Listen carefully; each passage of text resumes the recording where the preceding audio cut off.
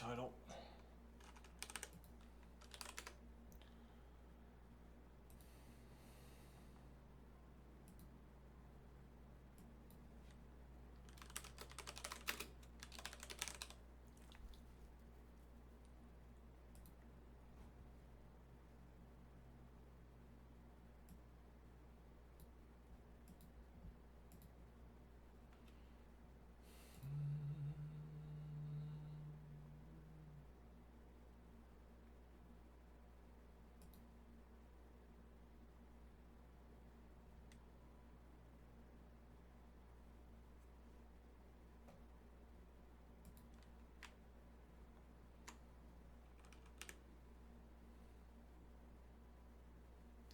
You are given an integer array digits where each element is a digit.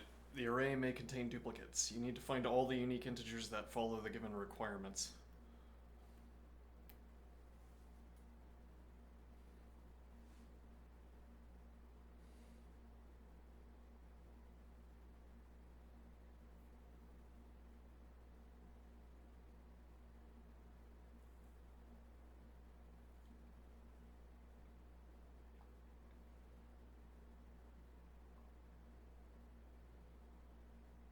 Mm-hmm.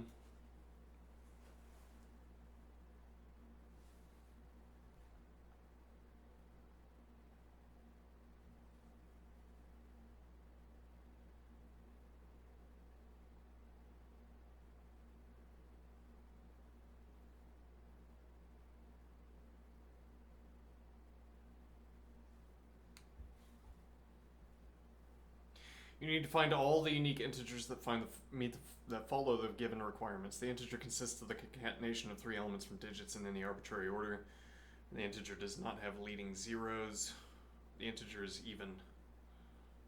A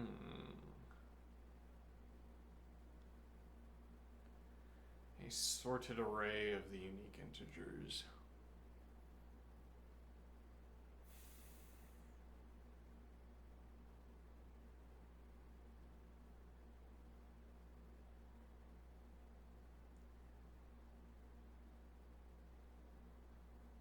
Uh-huh.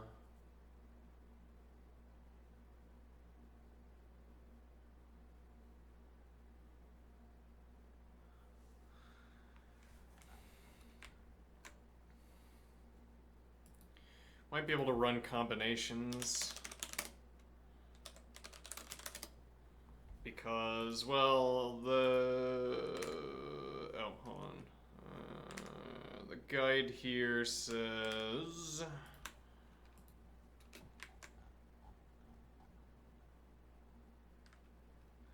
no require beyond racket list, racket base.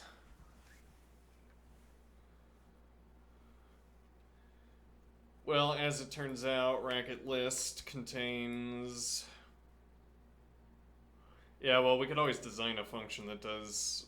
well, ideally, we could design a function that does... it wouldn't be permutations, it'd be combinations.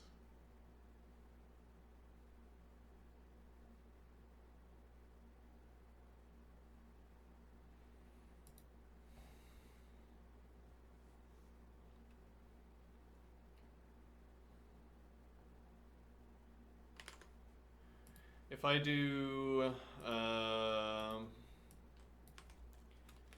combinations list 987654 987, sure.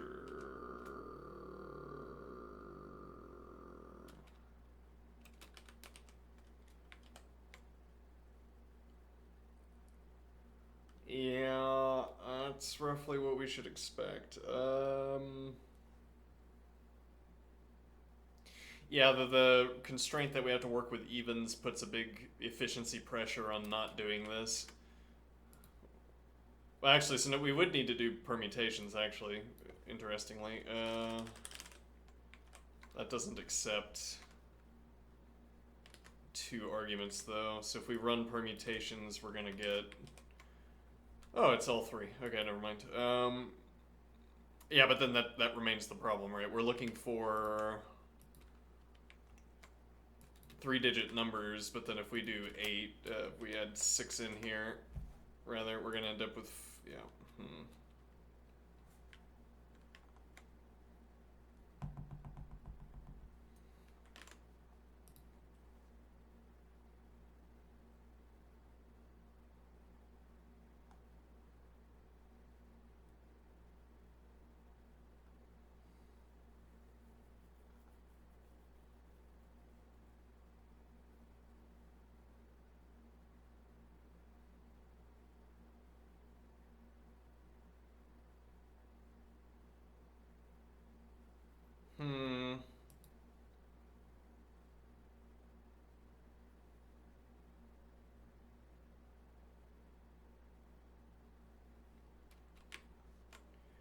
So we want to, I mean, what strikes me immediately, we build a list that contains 900, 800, 700, 90, 80, 70, and then 8.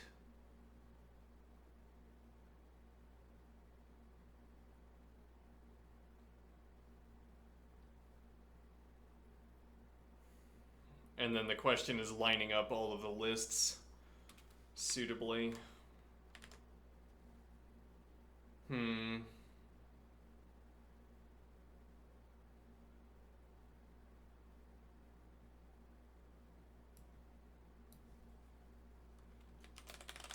Define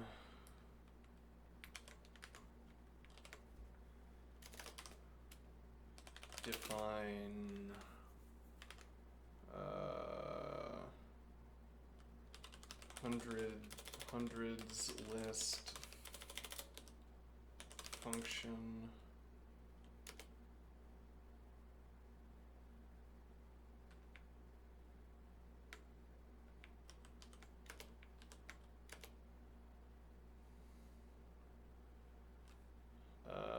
sorted digits list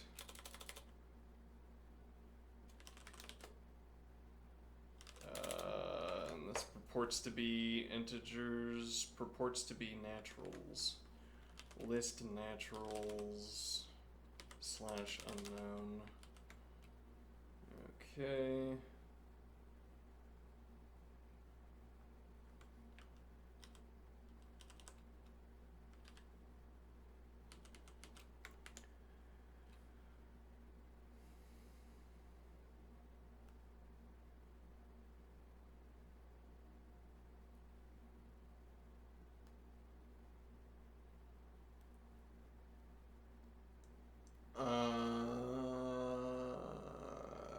Yeah, okay. So sorted digits, hundreds list function, sorted digits list natural / unknown. Okay. And then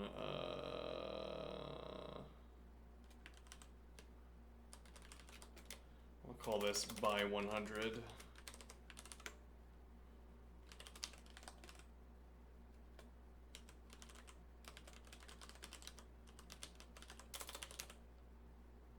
So I say you could put in more information here. We know that these are going to have been multiplied by 100. Which means that they have 2 trailing digits. But okay, hundreds. Is that it? Probably. Let's see.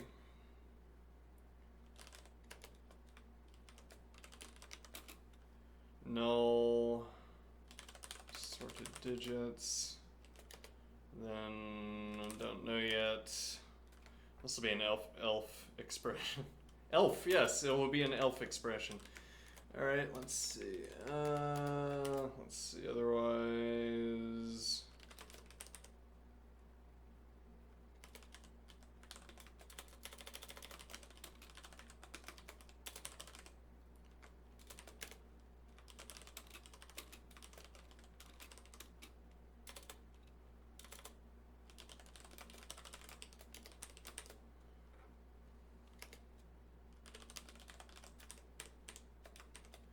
So that could be a fold left. Yeah, we'll write it both ways. Define by 10.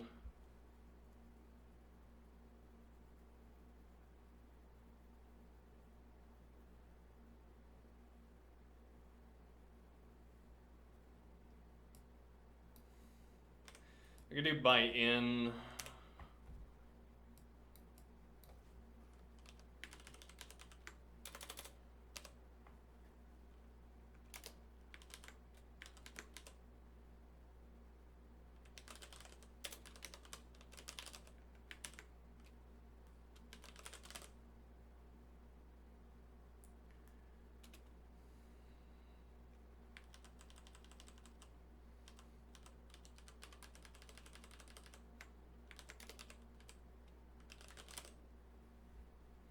Okay.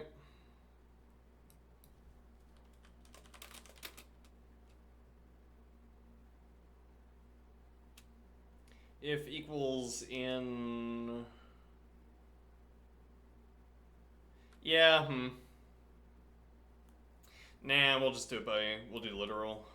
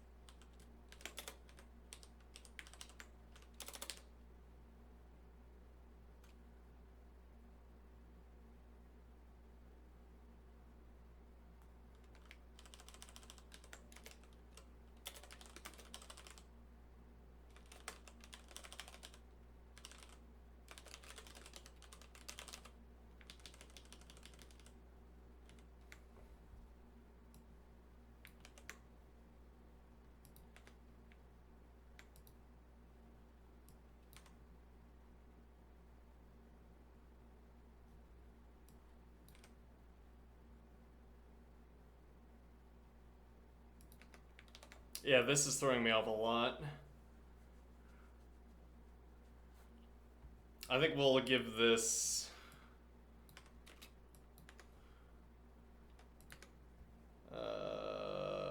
we'll know that this is a function simply by the position of the syntax. I can't read that. Well, I would get used to it, I suppose, but for now. For now, but then we'll never get used to it. It's true. Let's see.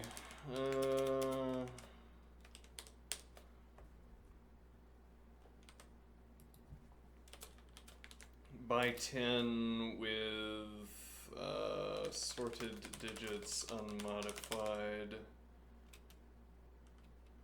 Sorted digits unmodified.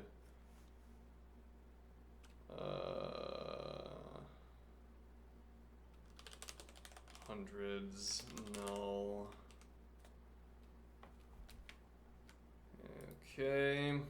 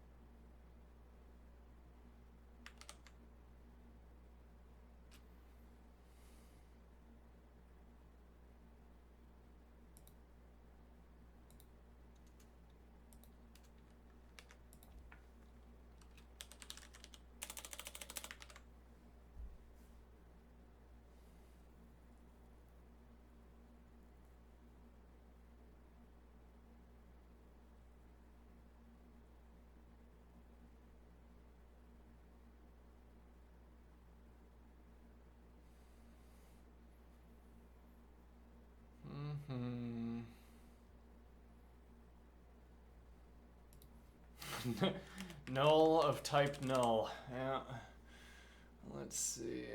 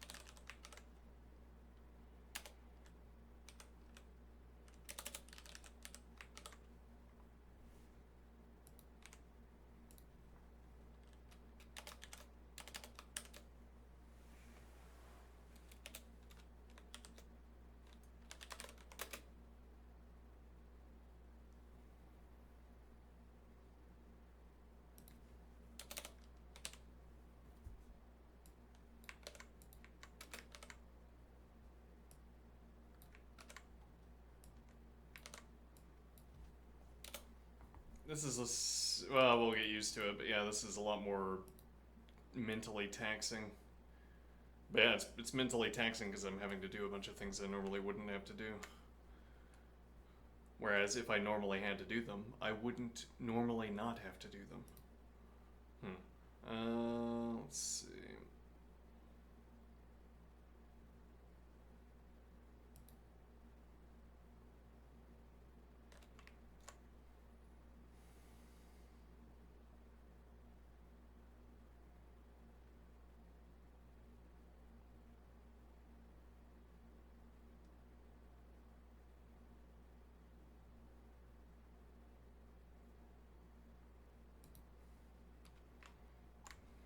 Okay. This should be define by one.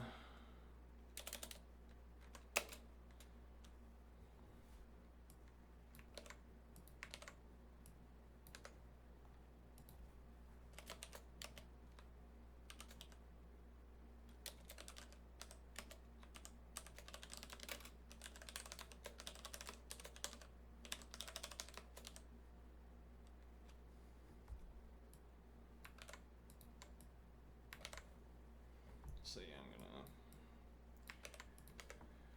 sorted digits unmodified. Then don't know yet. Okay.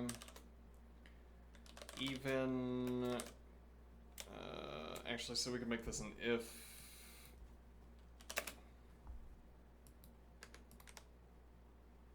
In which case, this is a bracket. Speaking of which, let's see, bracket. What?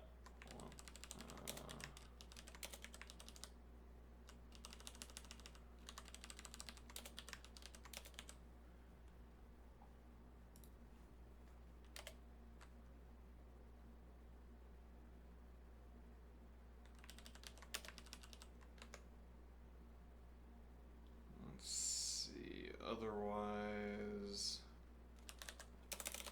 let active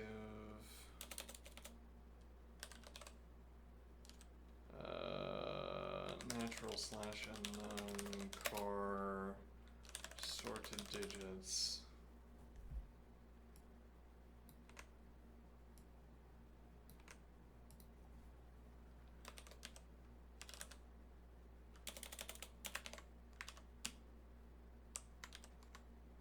Hold on, if I do that, yeah, okay.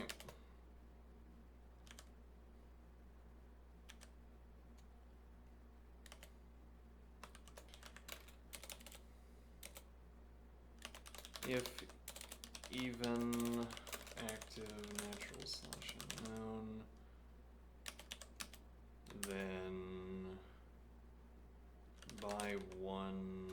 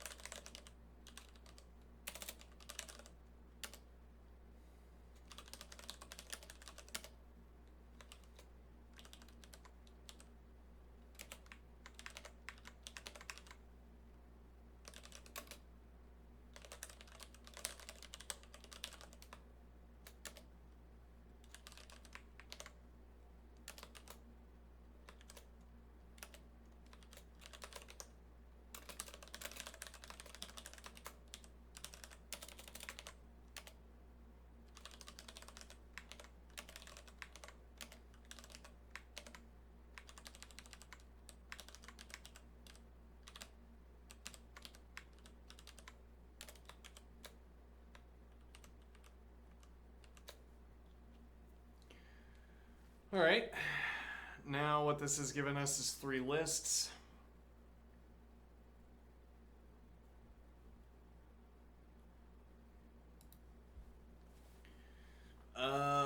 This could have been accomplished by fold-L, notwithstanding the interconnectivity. But yes, in the rewrite we will probably do this with fold-L, supposing we use the same list-based approach. Now, so we have what exactly? So sorted digits must be... let's see. Actually, yeah, I think maybe this is the pattern we'll adopt. We'll adopt single semicolon for type annotations and then double semicolon for comment. We could also do semicolon hyphen. I kind of like that. Alright.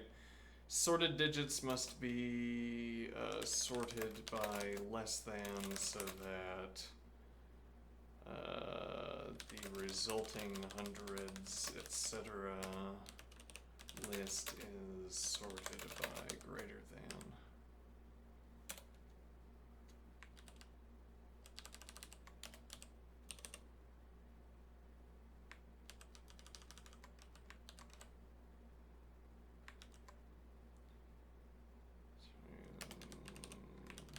So that the resulting sum lists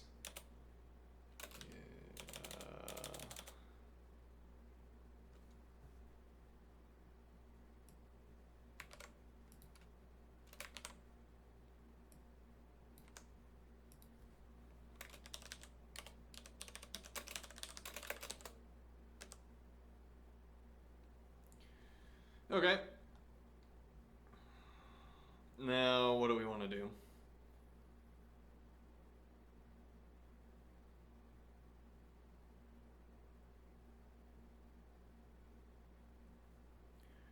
So we call some process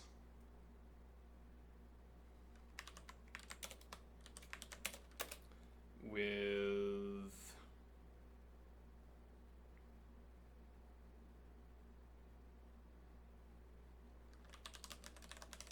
hundreds,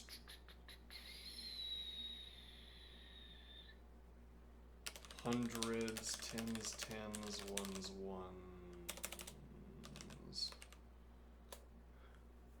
and null. Alright.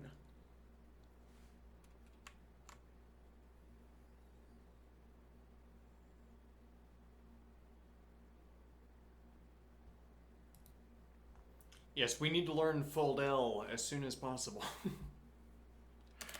Let's see. Define some process. Alright, we're gonna have hundreds, mutable, hundreds, immutable. Mutable is kind of the wrong word. Consumable. Hundreds reference. Tens consumable. Alright, we do all the consumables up front, or... okay, we'll do hundreds consumable, tens consumable, ones consumable, hundreds reference, tens reference, ones reference. Okay, but then we need to do that up here as well. Hundreds, tens, ones, hundreds, tens, ones. Okay, and then output. Alright, so list naturals unknown all around.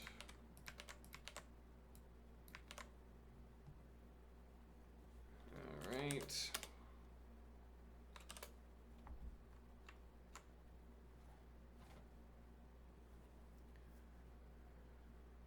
Now what is the idea?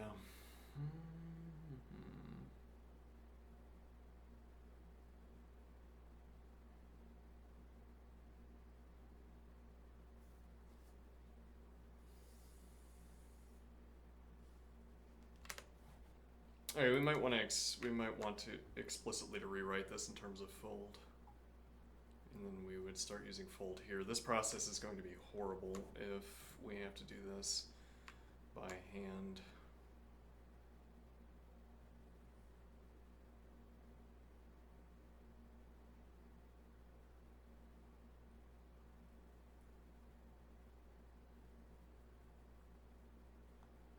Where this explicitly states fold.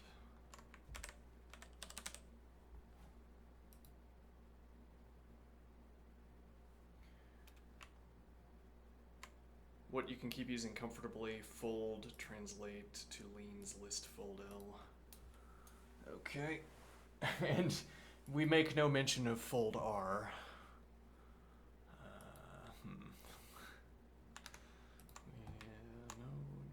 So we can use fold L, we'll just have to learn it on the lean side, but then fold L also replaces all of these.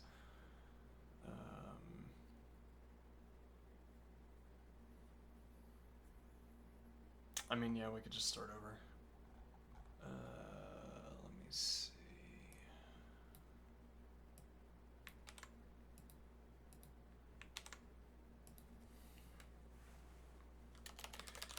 Let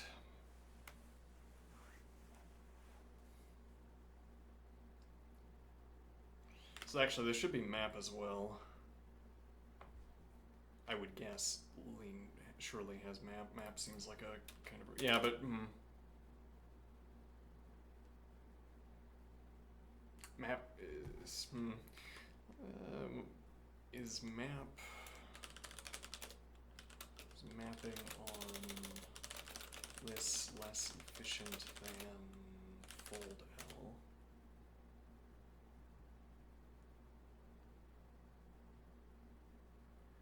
In functional programming, especially with languages like Haskell, mapping on lists and fold L can have performance differences, but it's not a simple generalization that one is always less efficient than the other. Mapping transforms each element of a list independently, while fold L combines all elements into a single value. So I'd have to have the same use case for these to be comparable. Mapping purpose applies a function to each element of a list, creating a new list with the transformed elements. Efficiency mapping generally has time complexity of O(n). Yeah, what we're worried about is the constant factor, but no one else cares about the constant factor.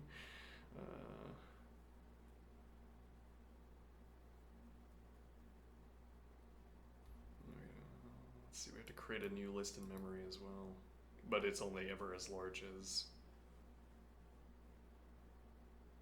Yeah, let's see.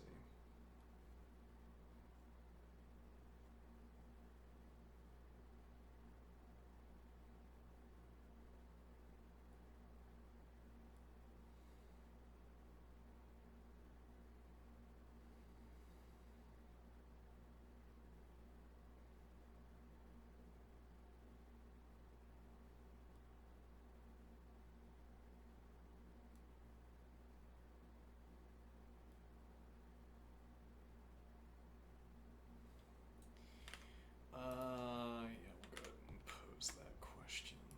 Let's see.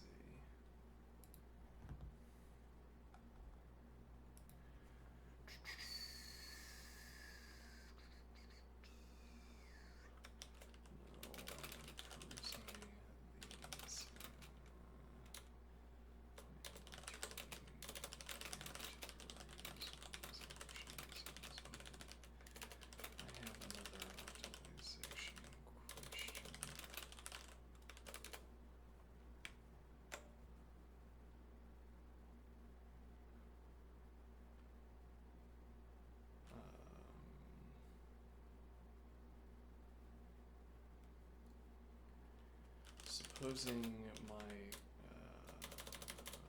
concerning mapping and fold L, supposing the only difference in these two inputs is ordering, i.e. Fold L produces a relatively reversed list.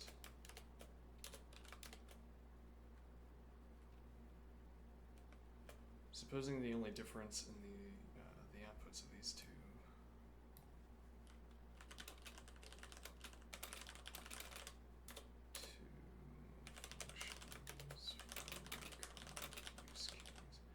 Supposing the only difference in the outputs of these two functions for my current use case.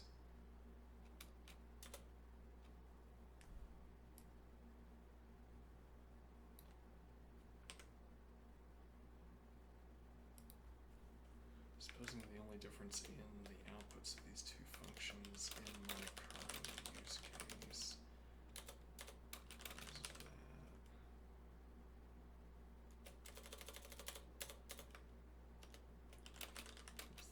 full L produces a relatively diverse list.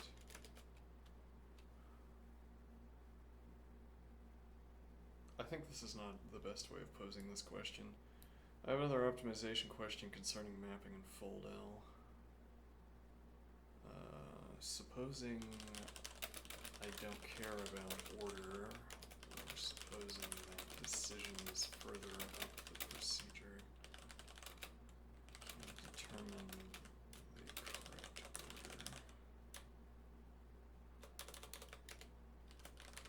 E.g., deciding whether to sort down or sort up.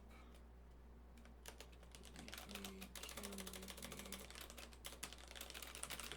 correct ordering to the output fold L.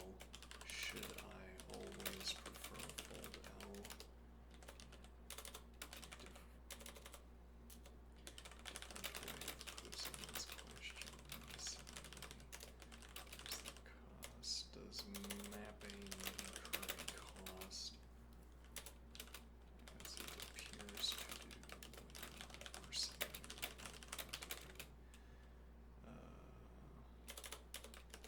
reversing the list forward in consequence outputs into the list.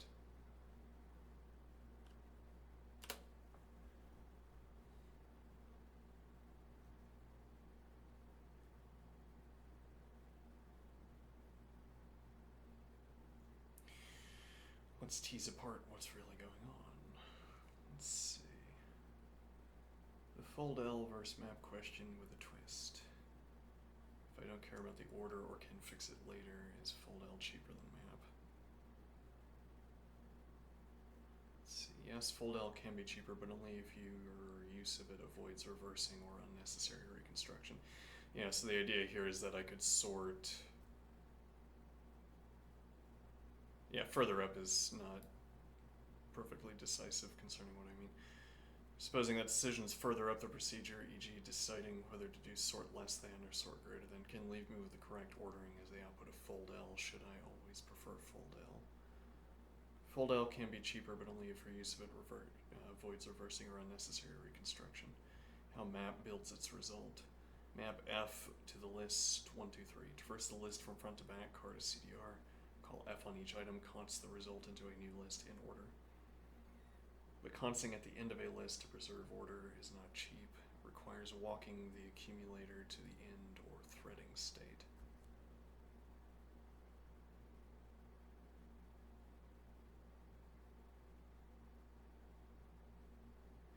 Yes. So this is a way of saying, so far as I'm reading it, this is a way of saying that we have to walk over all of the elements and put them one at a time into the resulting list. Actually, I guess an alternative here for mapping would be, like we could design a map that doesn't have to perform that reverse, and we would do that by define manual map input list integer. Now, what syntax have I been using for this? Not that. Yeah, okay. List natural. Sure. Function.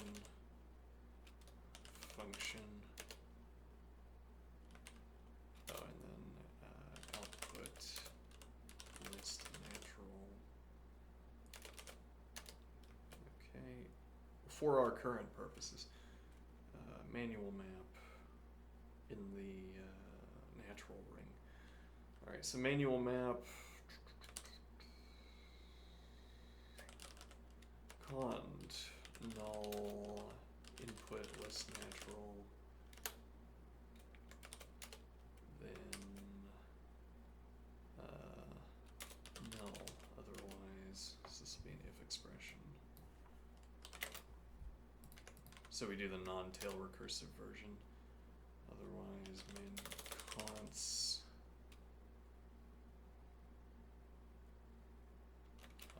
function applied to car input natural onto output list natural.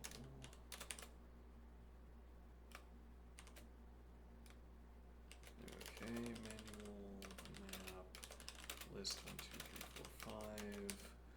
Function will be plain lambda natural.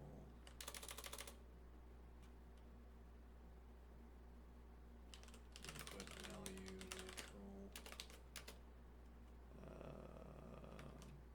Plus input value natural 5 literal. Of course. No, right. Let's see.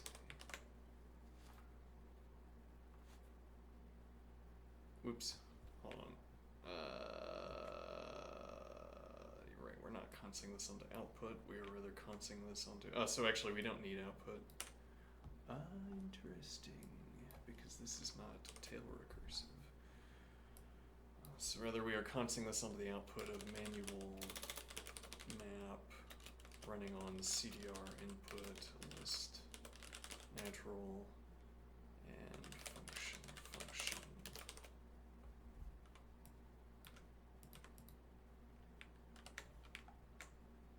Indeed. So you don't have to have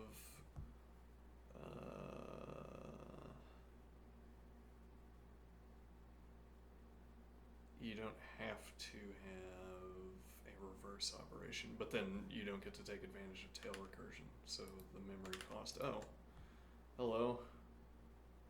You can't hear me great.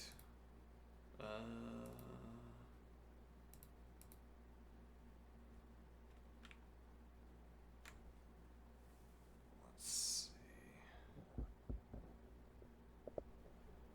That turned me up, I think. Let's see. Yeah, that's probably louder here. You're probably gone. Yeah, alright.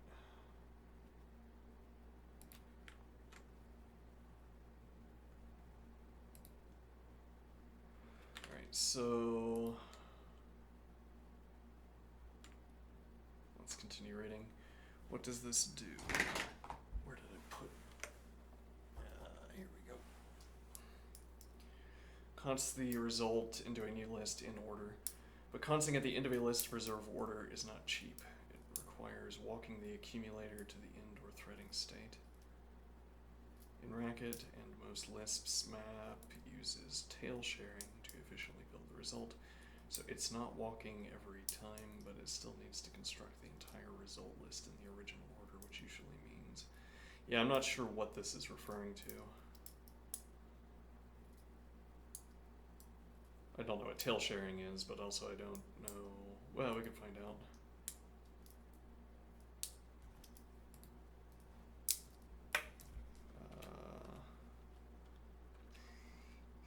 What's tail sharing?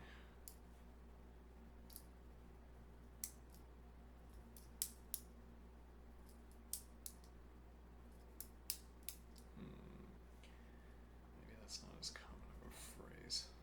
Yeah, fine. Leave that alone. Let's continue. So, backward accumulation, final reversal. So, how fold L differs. Traverses the list left to right, applies F at each case, at each step. Consts onto the front of the accumulator. That's efficient consing, constant time per element, but the result list is reversed. So the cost difference comes down to this. order result order preserved, and then reversed needs reversal. Yes, usually. Okay, so if you don't care about order or will reverse anyway, fold L is as fast or faster. Consting to the front is cheap, consting to the end is expensive. Yeah. So, yeah, though, I mean, the point here is that you start to assume that the intuitively map would have to be faster because surely you have to reverse map, or rather, intuitively fold L would be faster because you have to reverse map at the end, and then someone comes along and says, no, that's not how it works under the hood. And there's no way to know that.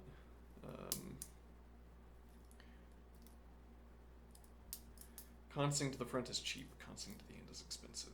The fold L style wins when you exploit this and don't need post-processing. Yeah, okay.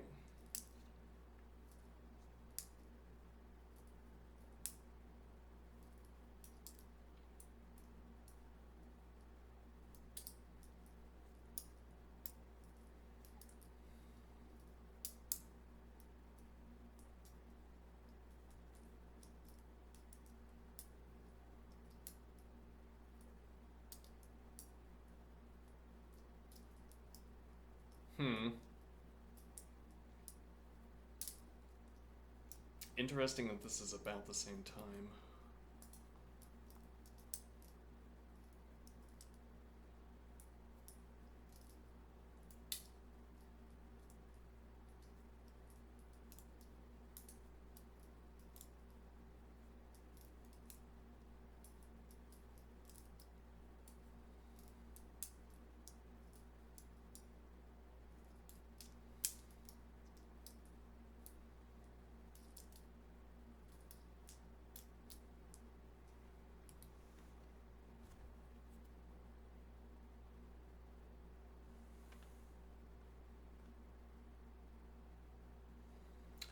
I need to rub my keyboard down with alcohol. There's some kind of oil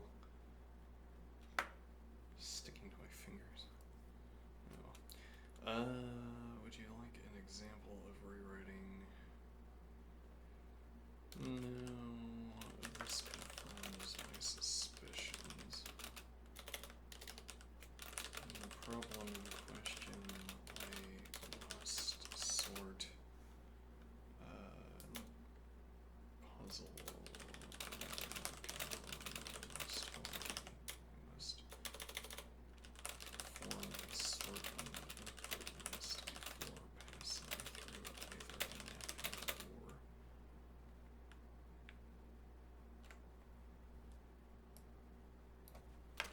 I can perform a sorting either before or after the mapping in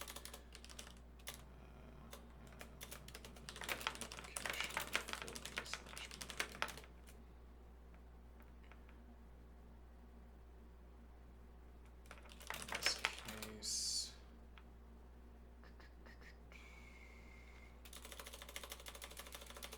I can choose to sort by greater, so that the resulting list is sorted by less than, e.g. This doesn't.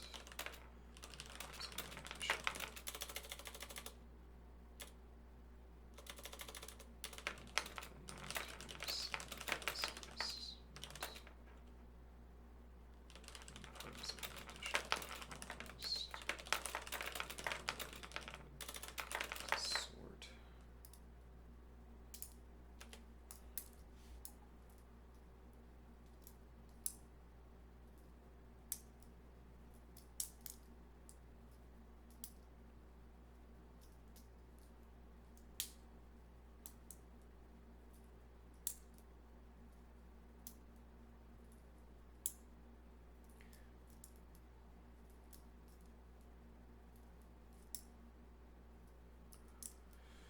Great example of what we might call structural affordance. I think this word affordance is drifting.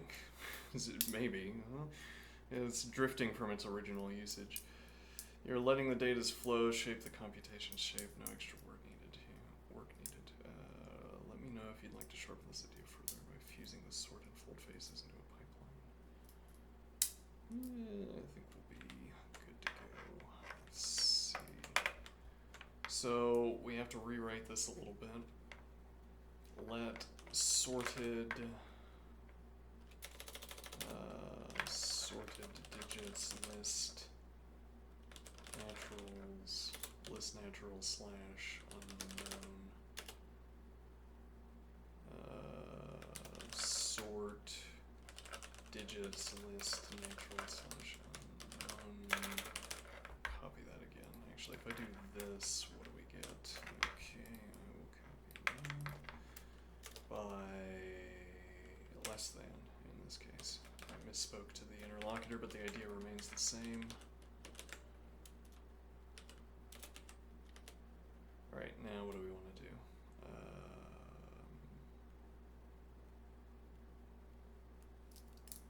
Call combine lists.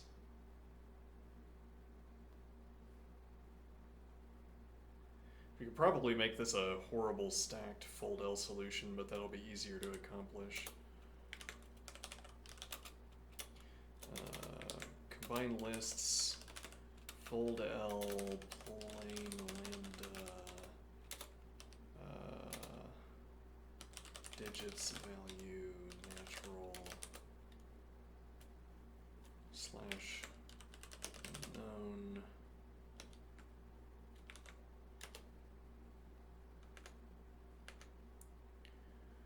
Plain lambda digits value natural slash unknown star. Oh, and then result list natural slash unknown.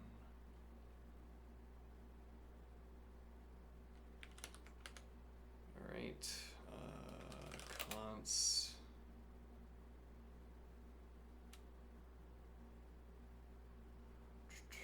Star digits value 100 literal onto result.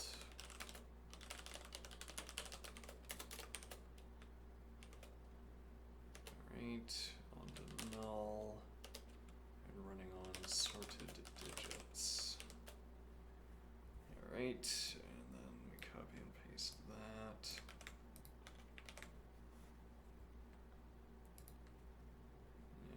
This will be 10. Okay. And then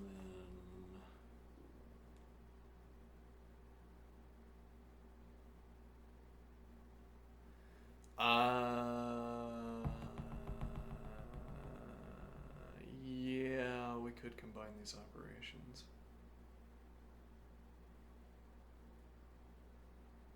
Well, if we had 4 fold, we can't do that with fold-L because fold-L can't have more than one output.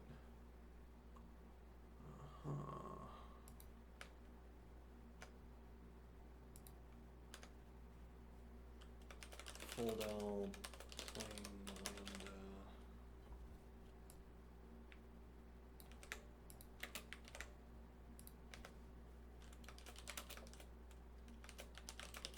If even.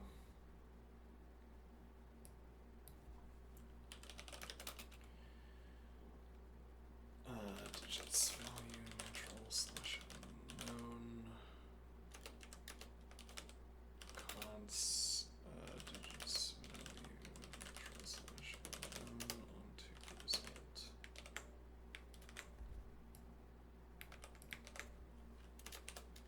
Always result.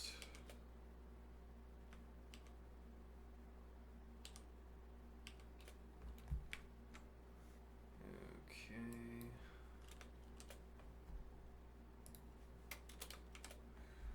Now we need to define combine lists.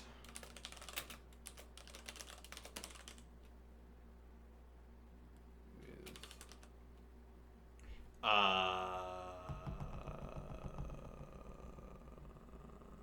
yeah, we need copies of these. Okay, let's see.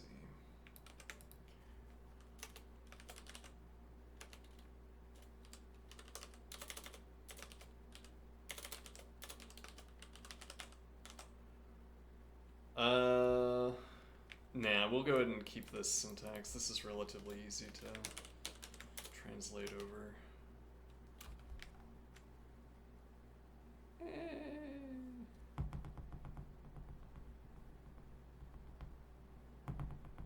Well, it's certainly mentally easy to translate over.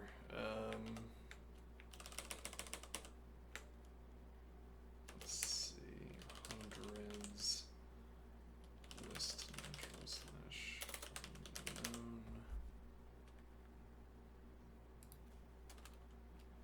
Mentally, it is easy to translate over. Yes.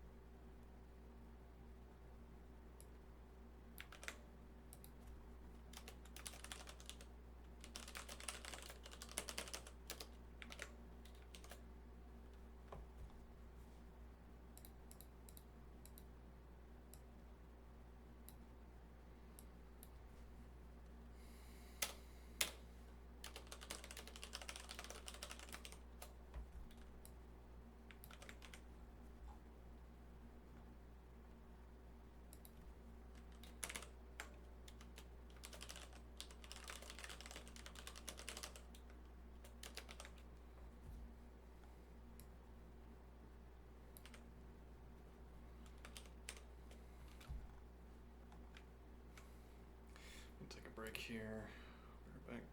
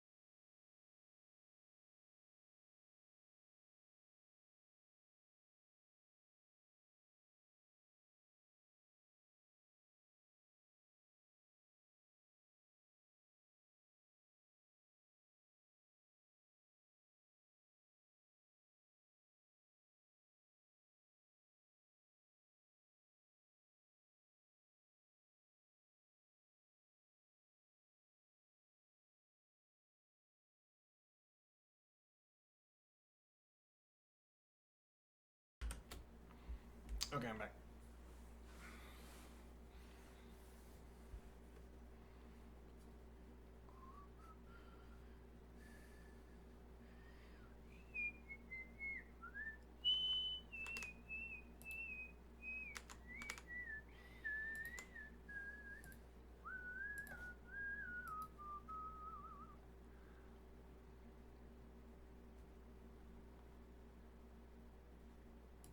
Define, so combine lists.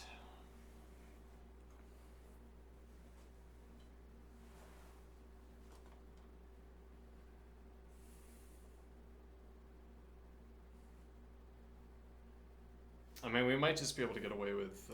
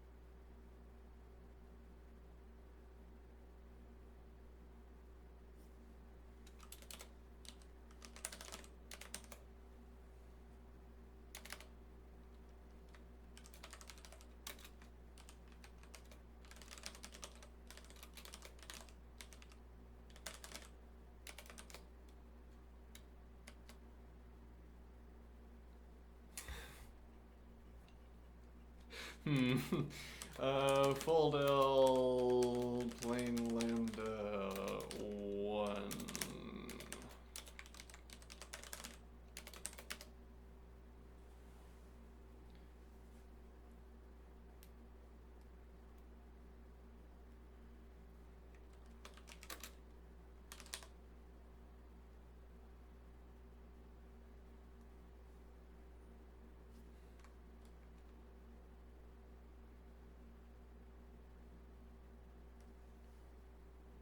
How do you nest folds like this? Let me think.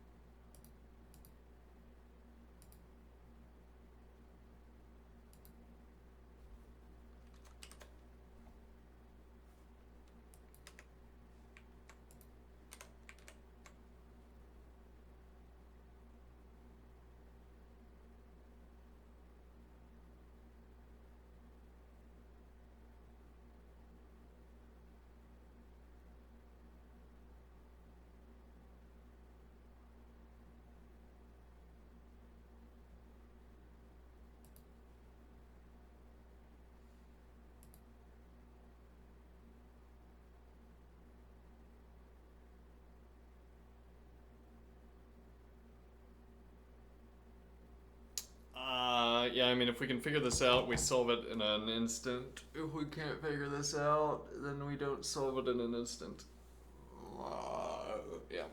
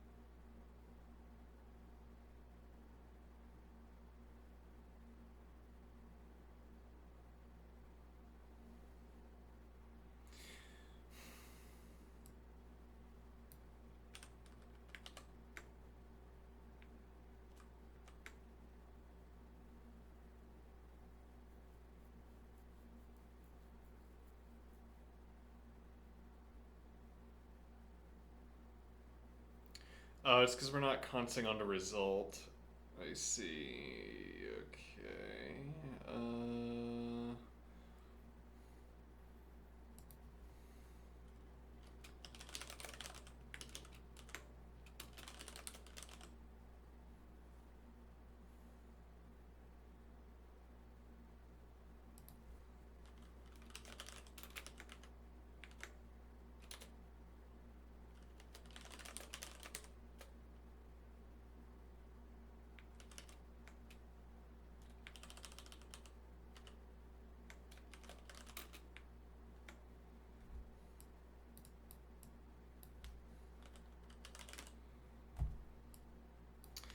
This might require a append, actually. Uh-oh.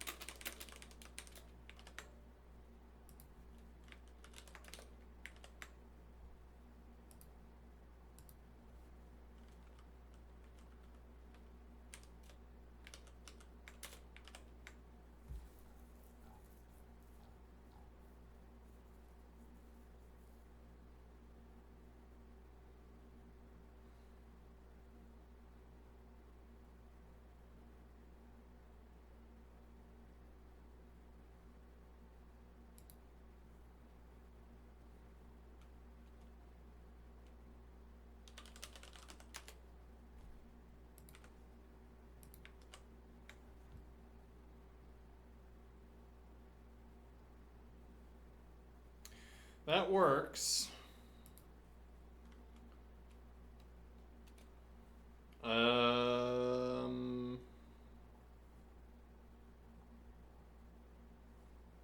These nested appends would really prefer not to be there. Yeah.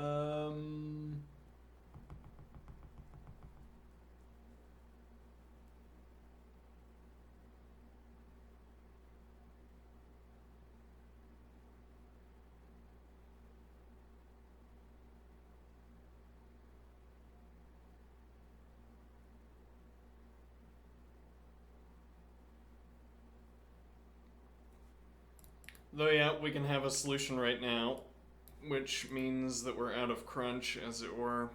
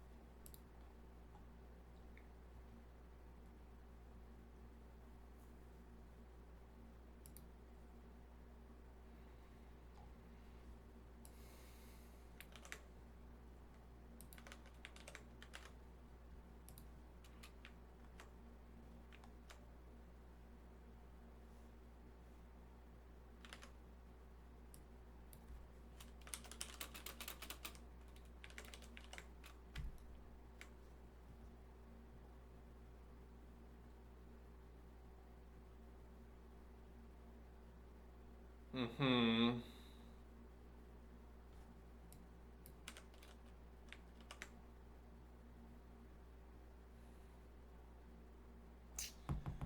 Yeah. Hmm.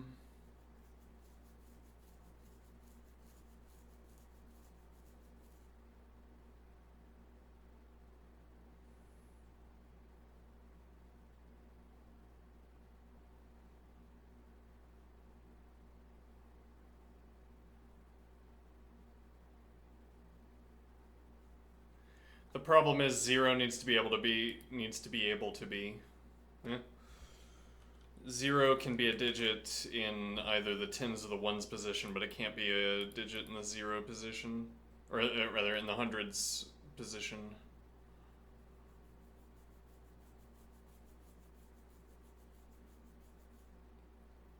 I mean, we could insist and say that this is going to be drop F.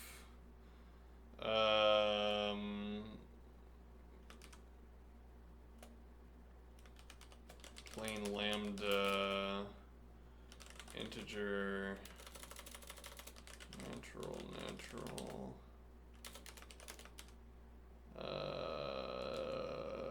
less than natural 100 onto the output of this operation.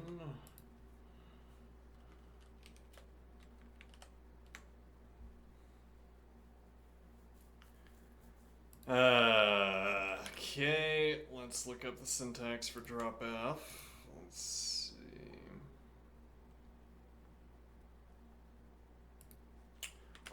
The list comes first. Okay. Sure.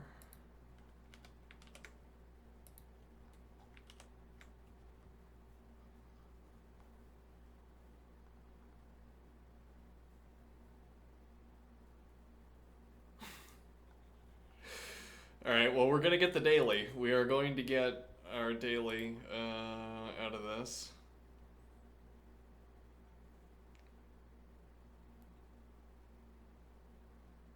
I am displeased with the outcome here.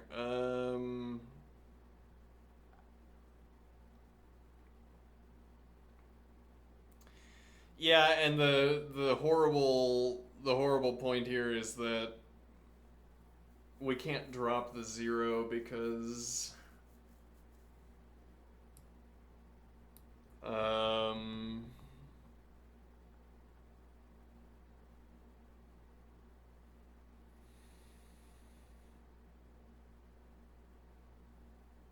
let's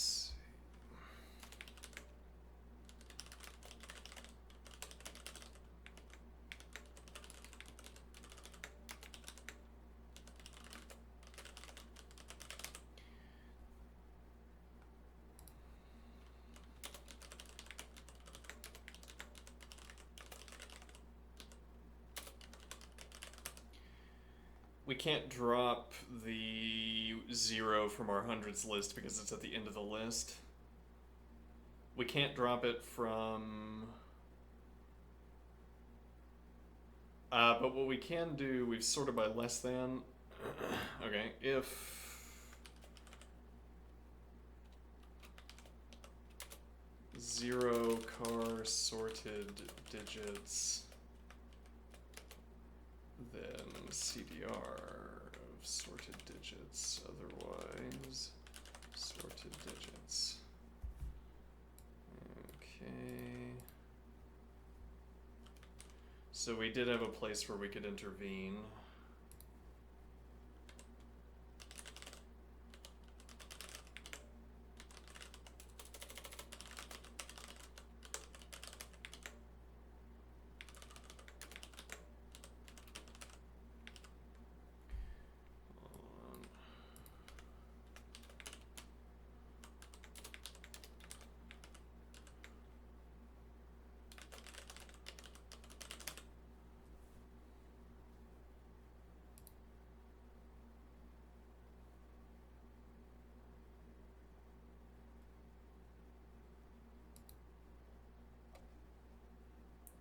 Alright, so we will drop the drop F.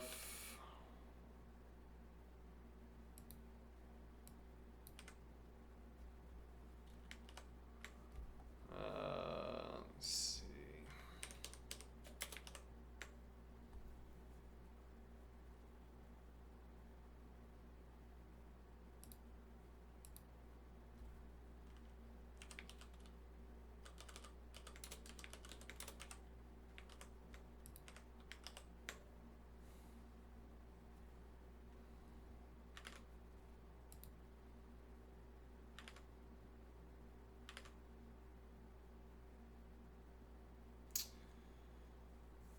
Nope, we don't have it.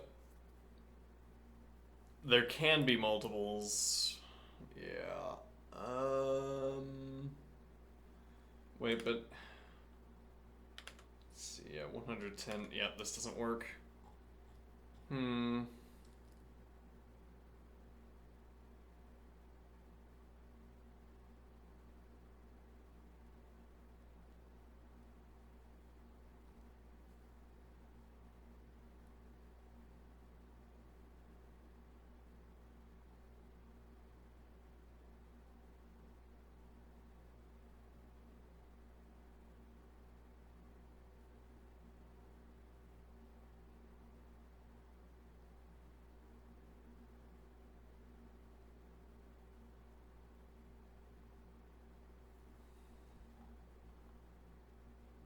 What process does work for this? Well, why does this happen?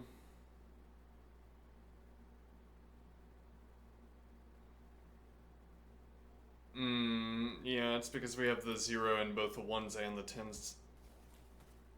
Similarly with all the other numbers, like here we have the 2 in the hundreds, 10s, and singles, and units.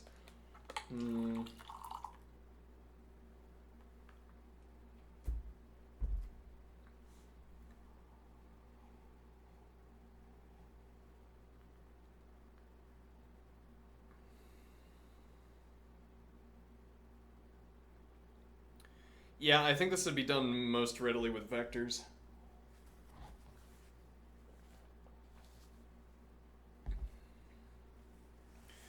Probably can't do it in 18 minutes, but the idea would be that we vectorize... we vectorize sorted digits, and then we say if position equals...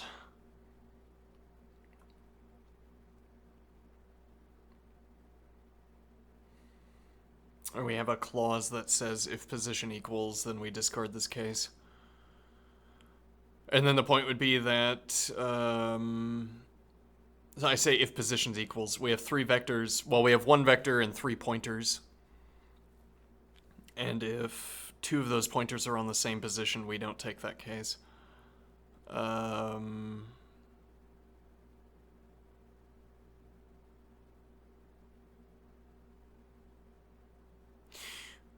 Actually, they're not on the same vectors. No, indeed. Let me think here. Or not on the same positions. Well, the hundreds and the tens vectors would be the same. So you'd have 2 pointers with the hundreds and tens, and then you'd have the single digit vector, where you only have the even values.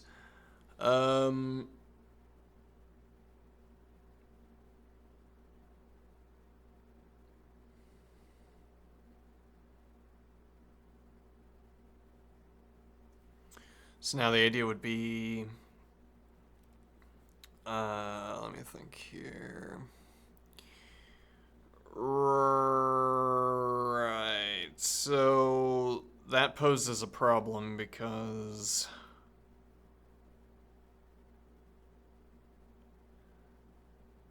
we would want, well, yeah, we can't ask the position question.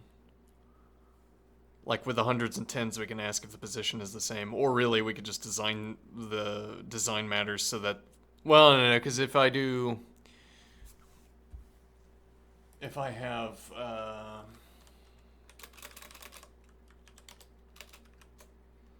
and then I have 1, 2, 3, 4, 5, yes, we can start this pointer here, and then we cycle through.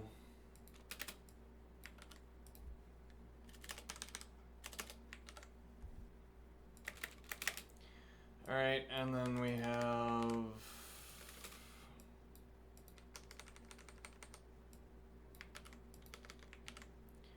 so we'd have to include this case where the hundreds place is forward and the tens place is behind it. And then we'd have to have a check that skips this case. We could make it separate procedures so that we don't have to perform the checks. Yeah, and then the idea would be, so evens only in the ones place. So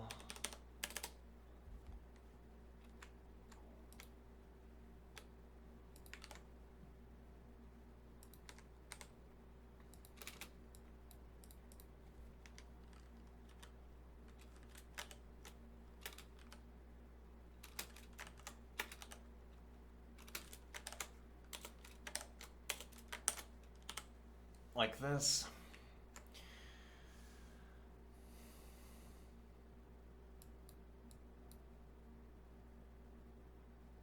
Char equals phi, we go to the next. Char equals phi, we go to the, we search until we find one that isn't phi. This doesn't seem like an easy problem. That is a high acceptance rate. Purportedly has a high acceptance rate.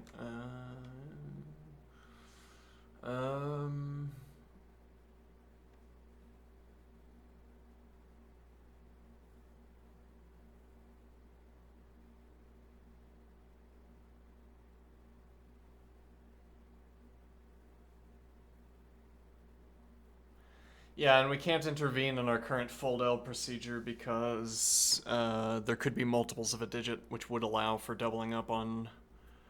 It's the position that would secure us. Only the necessary number of doublings. Though actually, that doesn't work either because we're going to end up with duplicates. Like if I had.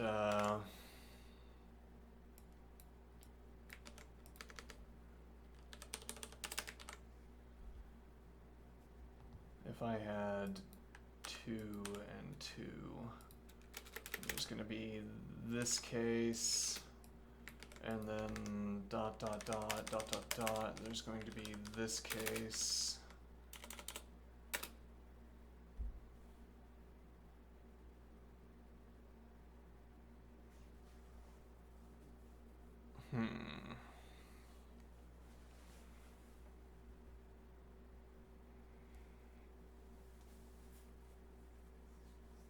Could we fix that by removing? Yeah. The question was going to be fix that by removing the duplicates from. Yeah, and then we lose our position tracking.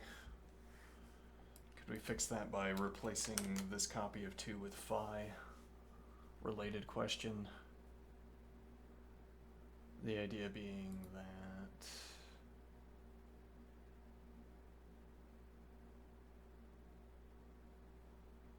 Well, no, because we'd still get 2, 2, and then we'd still get 2, 2, and 2, 2.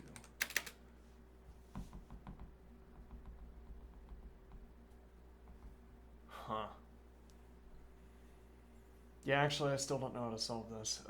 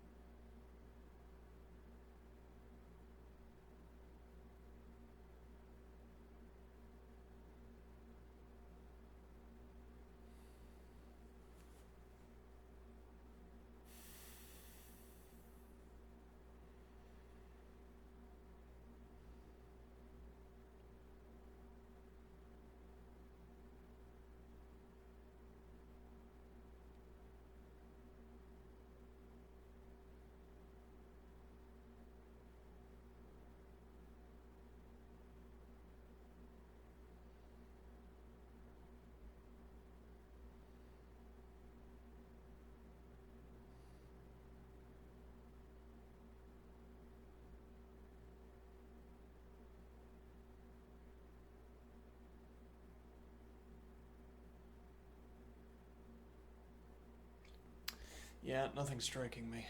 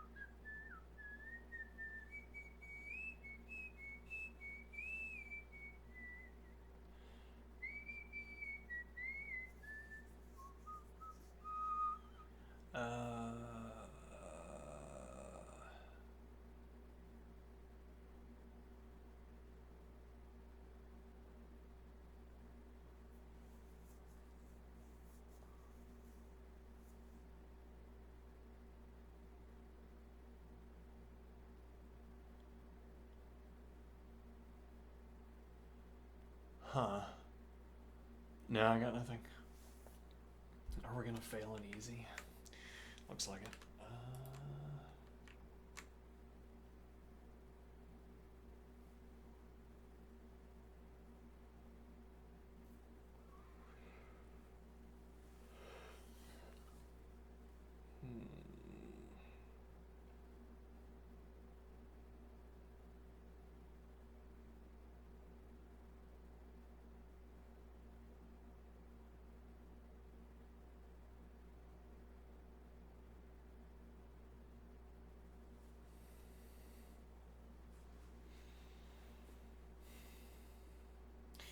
I mean, we could filter, we could insist and filter for duplicates. Yeah, but it's not just duplicates, it's also erroneous numbers. Where we use a digit twice, even though we shouldn't. But, hold on. No. I mean, if we did the vector approach and we find out the duplicate in the tens place,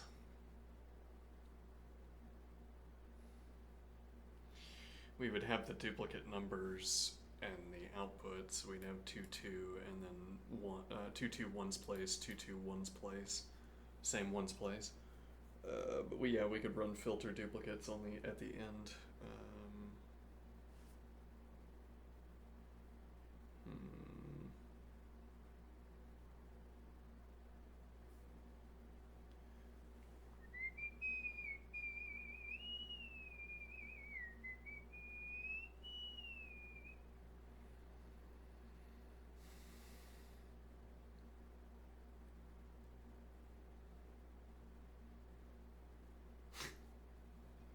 I was reading an opinion in a blurb in a Google search, and it was along the lines of LeetCode is not good practice.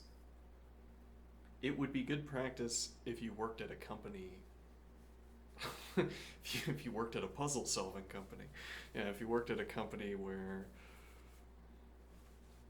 we found an ingenious way of encoding, an ingenious way of programming a solution to this problem, but it requires concatenating 30 consecutive LeetCode problems.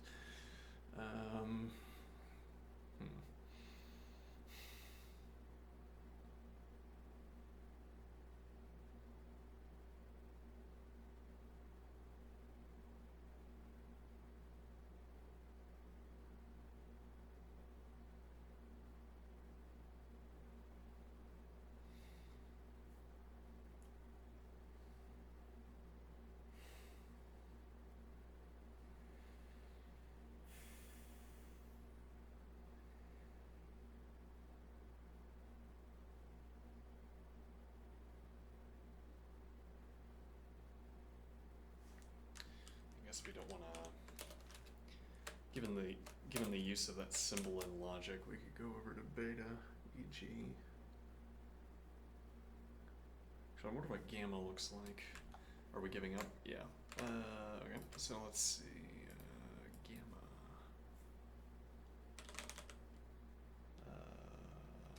Glyph.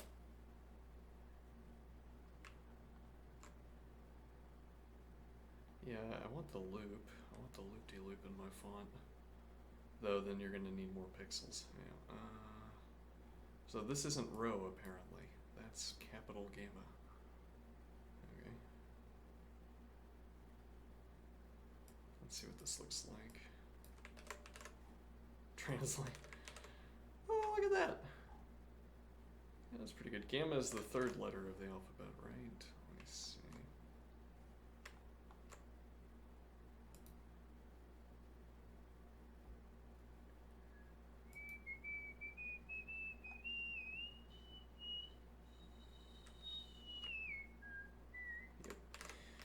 Yep.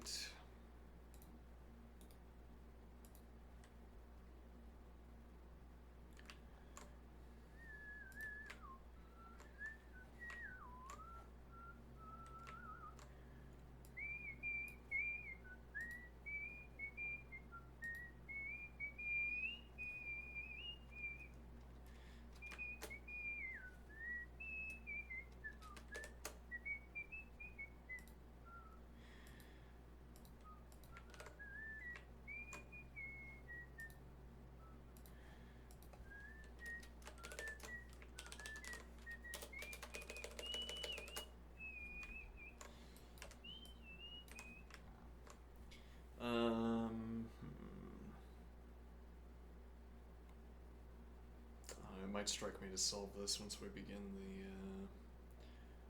interlocutor session, the thinking session.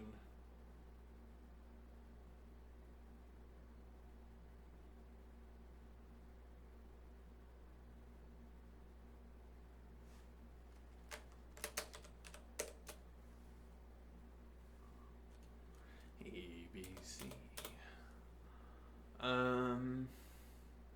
Yeah, it's like the amount of logic you have to have governing the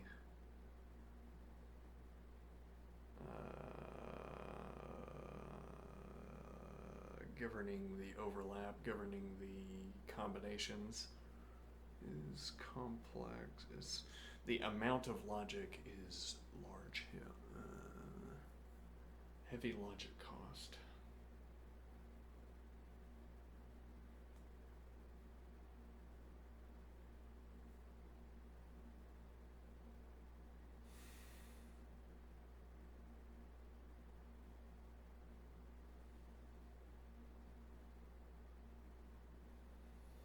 We could pair up each element with the number of copies it has and then use that to inform the logic.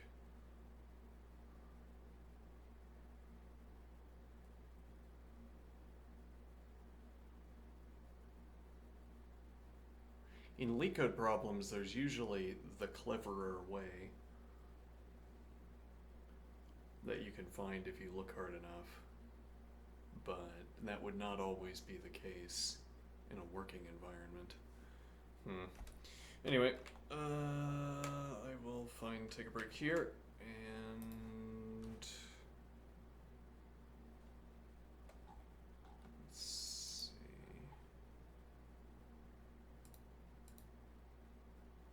Lean Ward. Yeah. Lean Ward.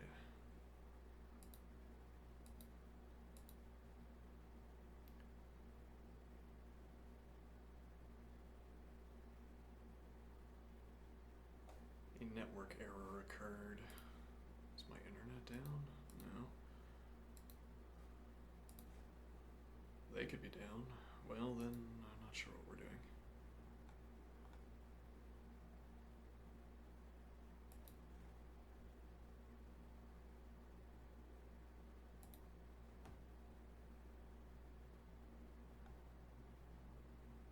Okay.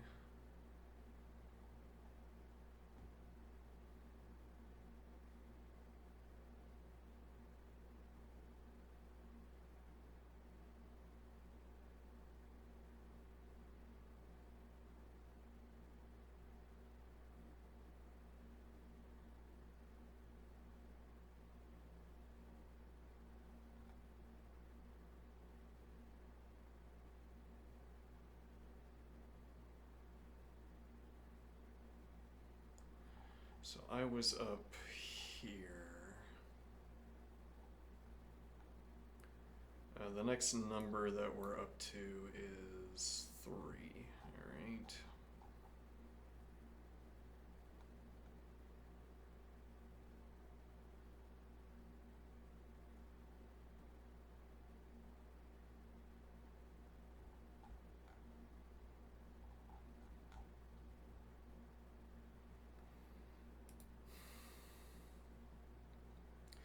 Alright, I'll be right back, and then we will continue with the dialogue. Actually, let me change the stream title first.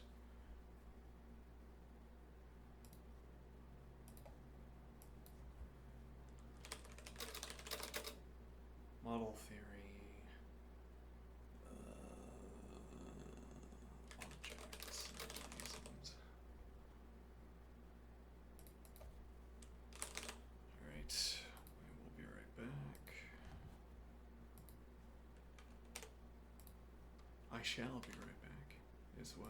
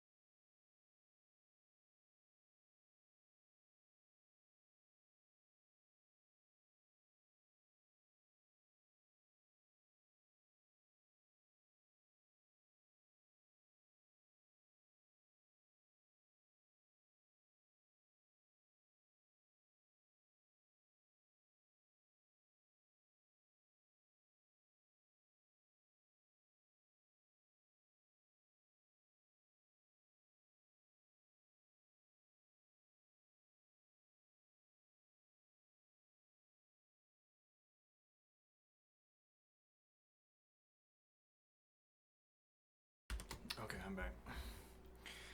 Let's review a little bit while I get oxygenated.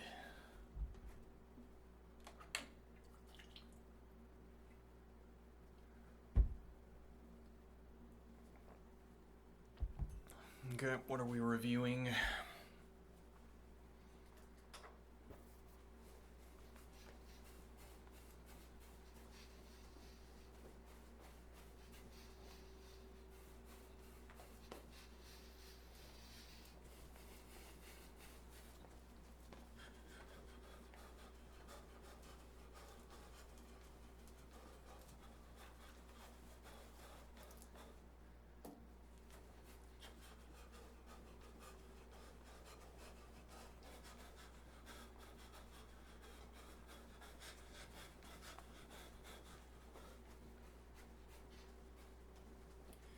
We had somebody in chat come in yesterday,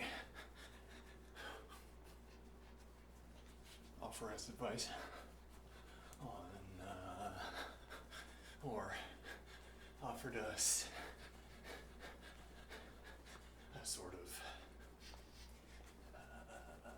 directive suggestion from OpenAI, which is that if you want the interlocutor to engage in axiomatic reasoning, you have to be careful about how you do it.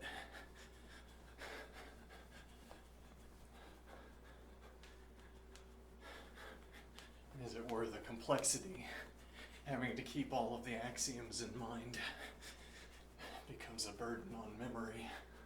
Something like this. Though I think it's like we're skating by merely talking about people who would be using axioms.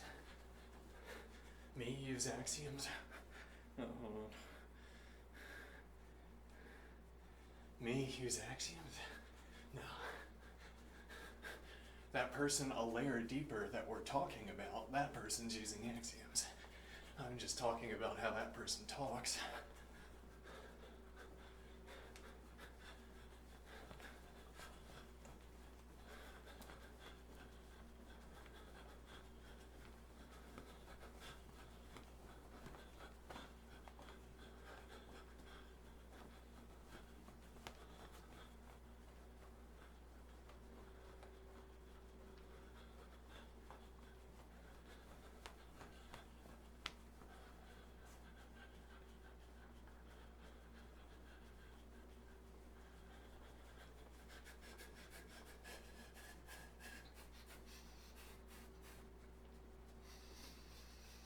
We're discussing two luthiers.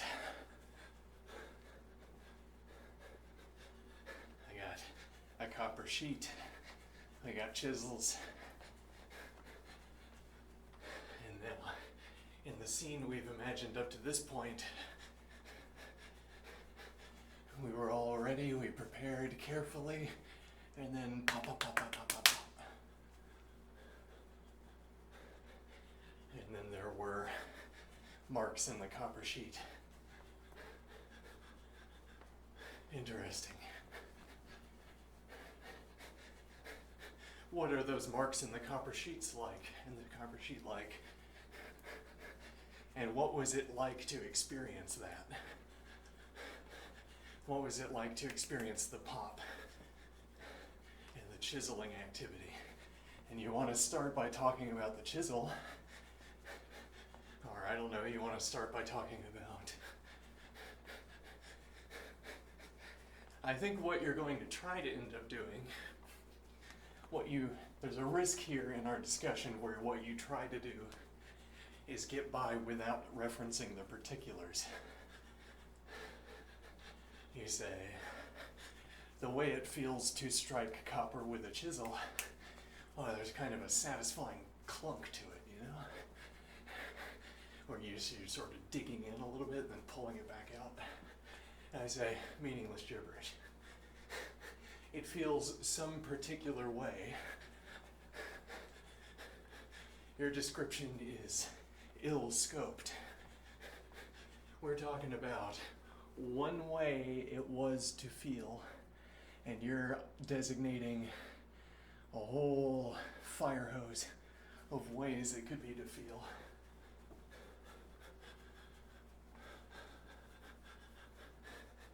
Now, but to designate just this one way it was to feel, though then also to designate just this one way of applying a technique, we need some background. As it were, we don't have the grammar yet for our scene to talk about how experience updates.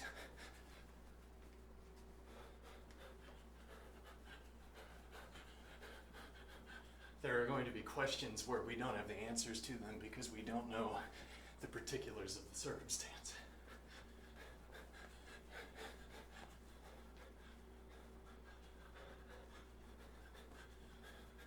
And we will ignore this fact and keep describing the sensations of the two characters, but we've diverged. We've gotten completely off base. Discussion just fails from there on. Fails to refer. Well, so we're taking great care, but how does one take great care in this endeavor?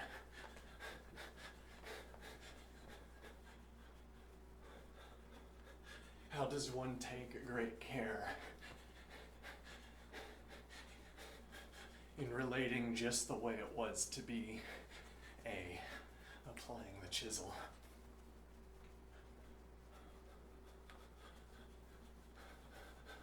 Well, we need to start talking about physics.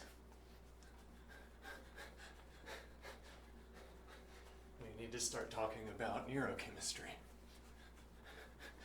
We need to start talking about a different sub-branch of physics.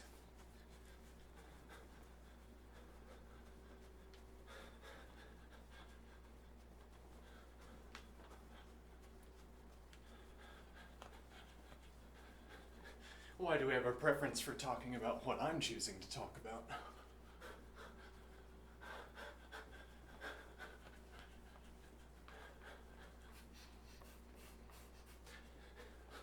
It's like I want to be able to say luthier A, or just luthier in general. Yeah, it's like stepping back from a particular named object to an existence statement. Okay. What L experiences is what L experiences when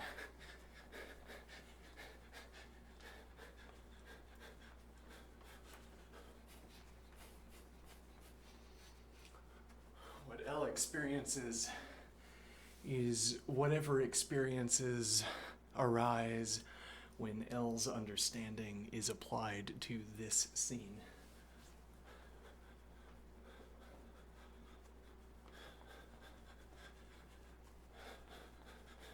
When willing in this scene.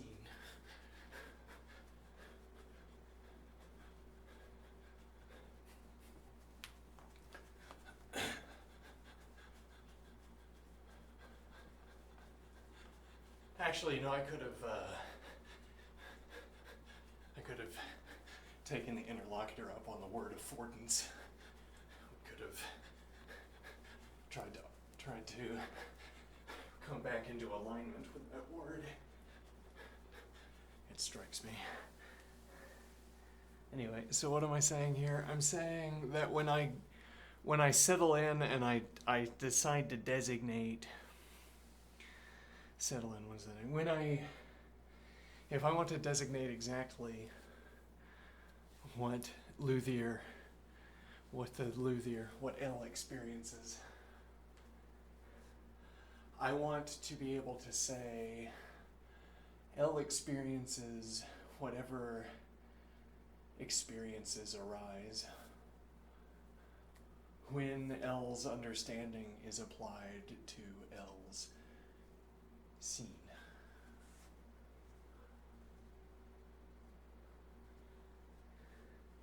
When L's understanding is applied to L's situation as L understands it.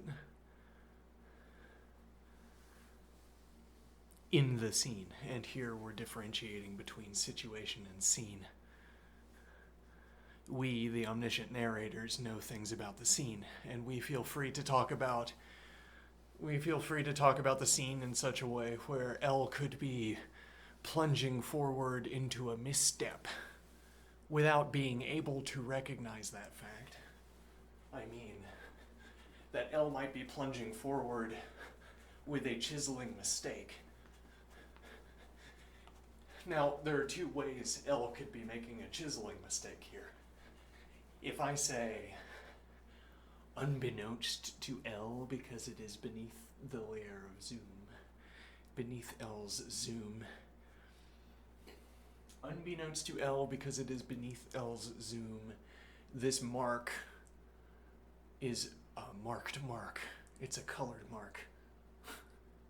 This mark, which appears like it should allow application of Technique 32, does not allow application of Technique 32. So, mistake or not, I don't really care about the word itself. L is about to,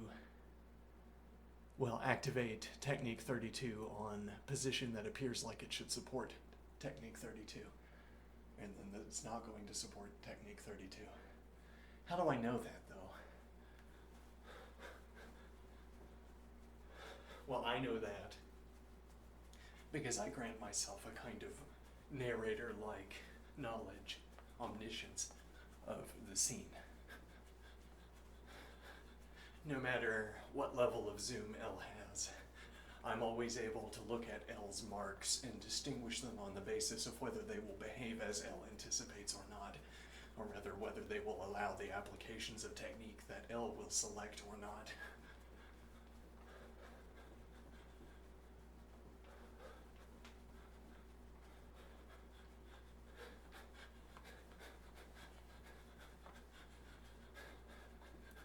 They shall, if will.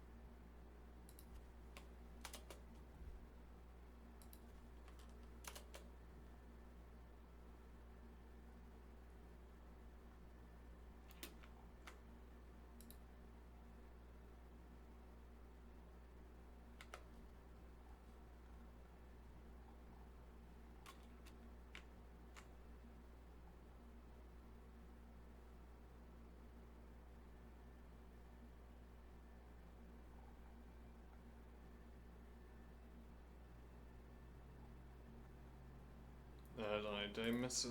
Let's see. I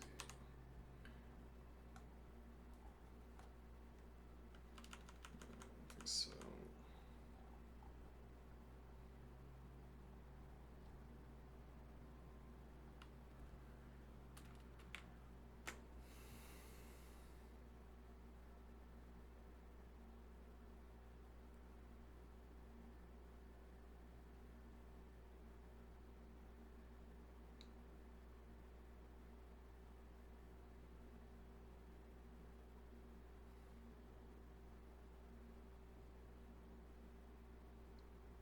Yep, this is an outline for what I was talking about.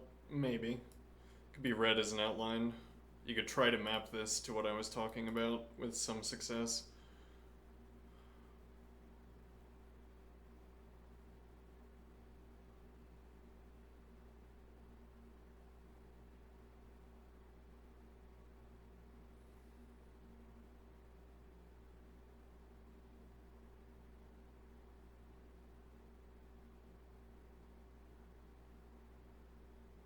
We literally grow the classification schema outward from surprises. We engage in practices. We even isolate our practices so that they they bring like it's like I'm surprised by playing out of tune. Then I cluster my activity around practices that will lead to me playing out of tune.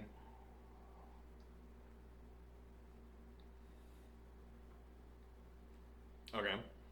And then I sit in that sort of area of activity, repeatedly bringing about the out of tune status, though then I wouldn't call it a surprising state of affairs anymore.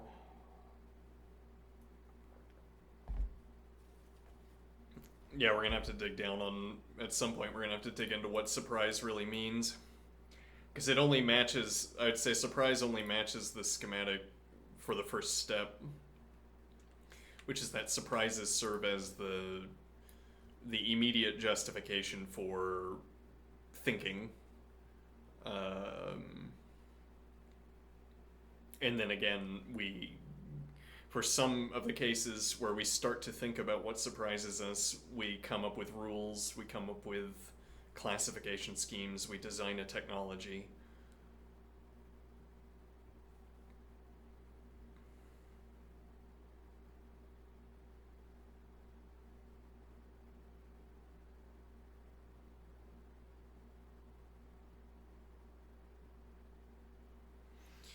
T2 fails on an apparently marked spot.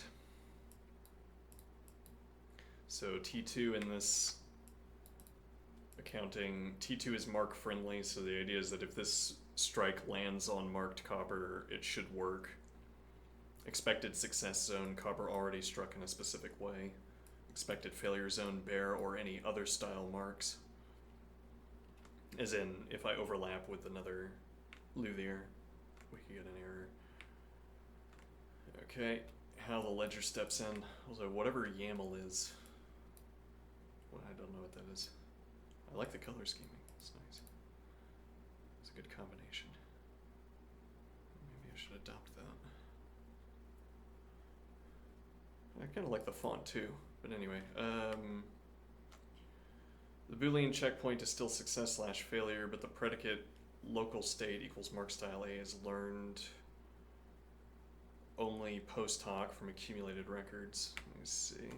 So the Boolean checkpoint, whether we get a clean strike or a glancing blow, is still success/failure, but the predicate local state equals mark style A. Let me see here.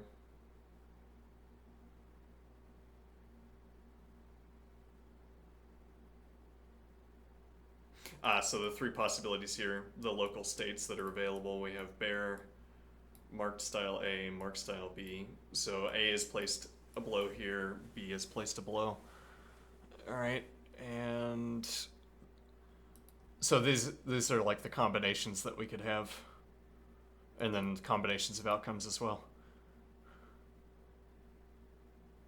Logic programming, maybe we should learn it. Maybe so. It's an extension of our set theory practice. Let's see. I mean, we could learn data log. Anyway, we'll figure that out. Let's see. Learn another language. Yes. Strange. And also unemployable. Yeah. Let's see. Right. So we have. Let me see here. Local state equals mark style A is learned only post hoc from accumulated records. Alright, so so the world is doing the computation for us, as it were. As in, we just do whatever we're going to do, and we get whatever outcome we get, right? We don't have to calculate what outcome we should get. I mean, we already know what we should get, which is success, or else we wouldn't be adopting this practice. Then the world will tell us whether our expectations, whether our predictions were aligned or not. Okay, and now the idea would be that we could infer afterward the presence of a mark style. So one point here would be we need to consider this sort of infinite case as opposed to the finite case. Let me make a point here. Let's see.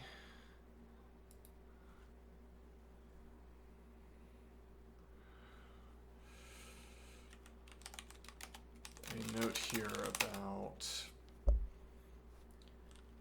our relation relative to the scene we are discussing. Actually, yeah, and I might. Let's see. Yeah, I think there's probably a better point to later to initiate that same observation. The observation being that we have to be wary about what the status is of our knowledge, as I was discussing during the exercise segment. A note here about our relation relative to the scene we are discussing. Let's see.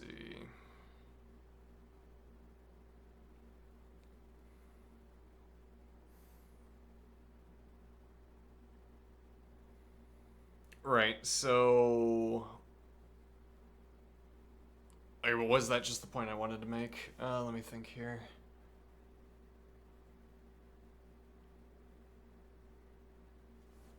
Let me see here.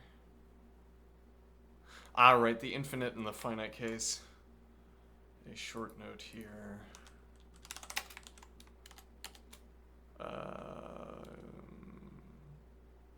Are we discussing an infinite case or a finite case?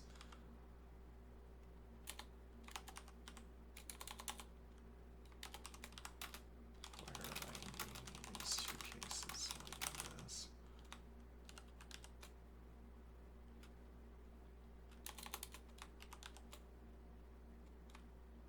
Are we discussing an infinite case or a finite case?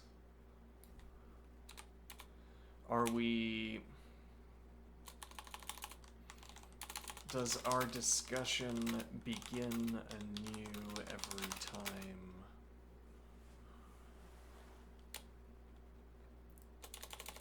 as we discussed the Luthiers?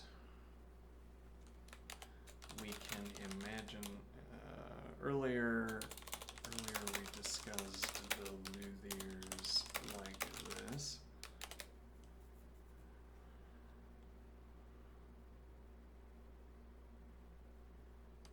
We said that the Luthiers we might can imagine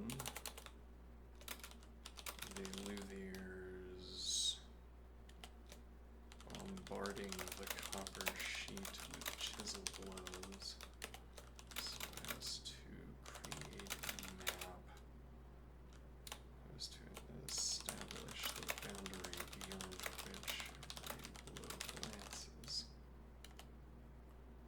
They say we can imagine the Luthiers doing this. The Luthiers can also imagine the Luthiers can themselves doing this as well. Luthiers might have developed the technical lineage. The Luthiers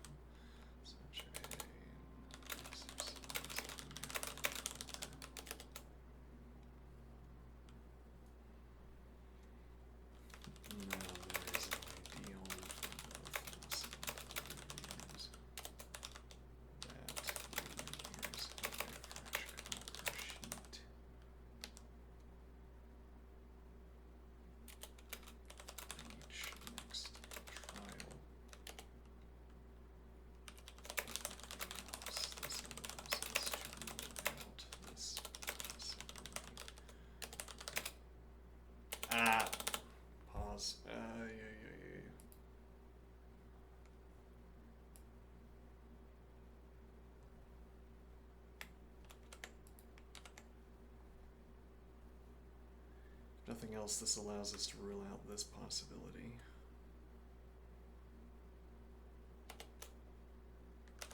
That gouges in the copper. I mean, we could let that go and see what the response is. Well, and I say short note. Alright, note. I entered this early, then mistake, then rendered this as a short note. Now I input the same thing.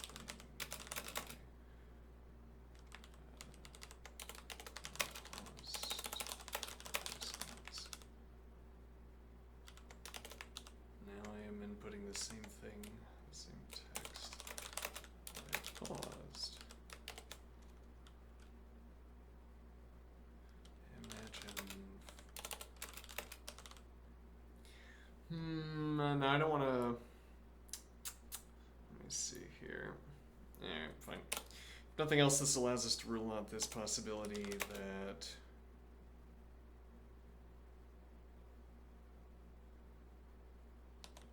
divots in the distance influence chiseling outcomes here.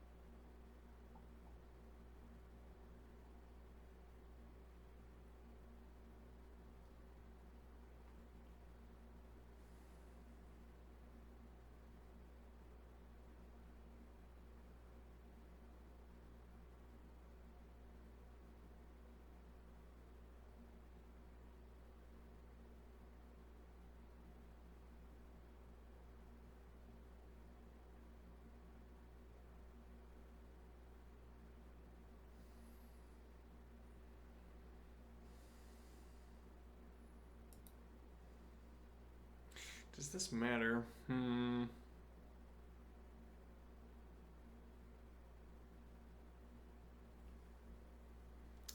I see the point here, so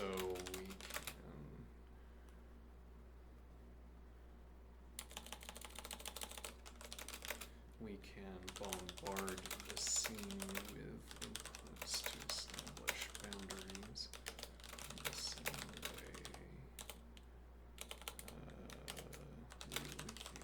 Here's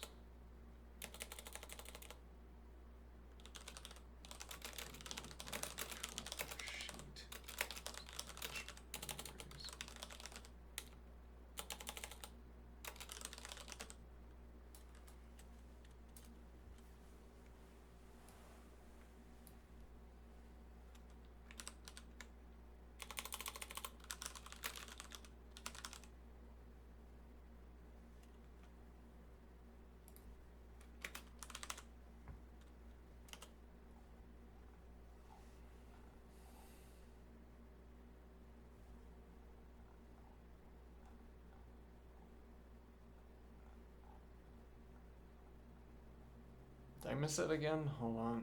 Nope, there it is. We're getting a little bit further away. Let's see.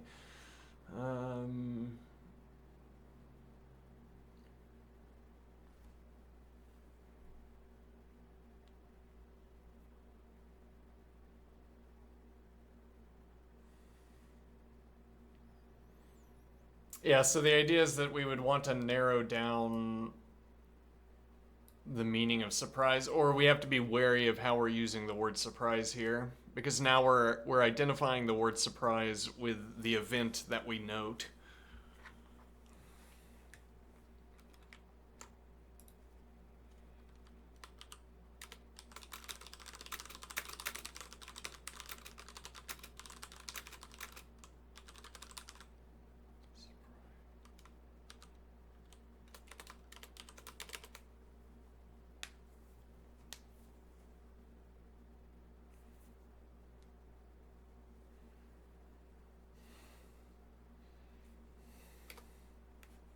I almost hit enter again. We literally grow the classification schema outward from surprises.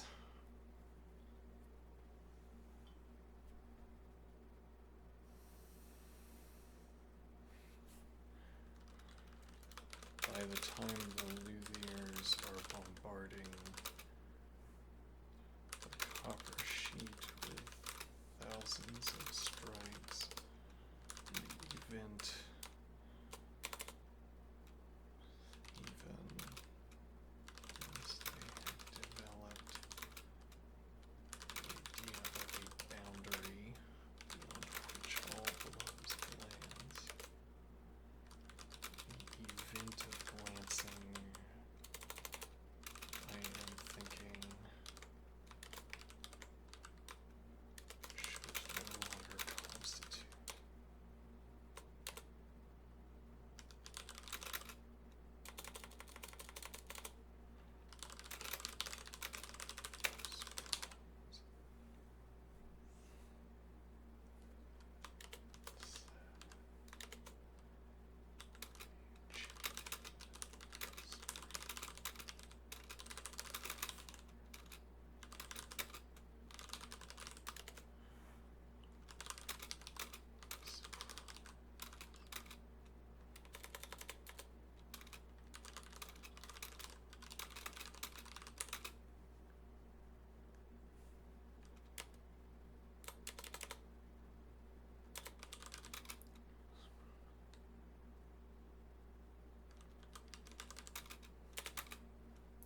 Surprise.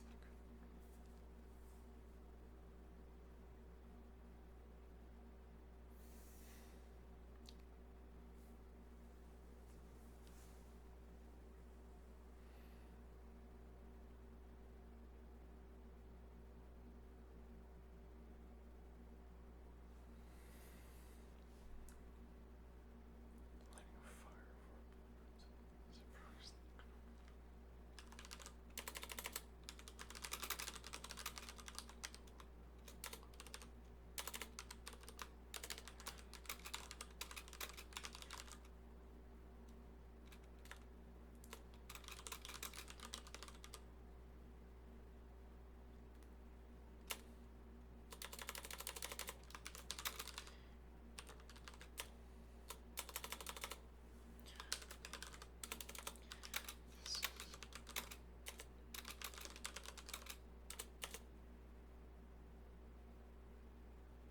Admonition. Ah, there we go.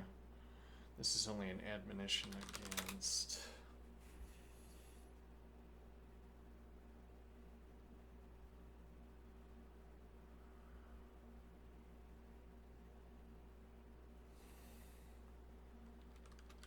pinning down to our what we mean by surprise.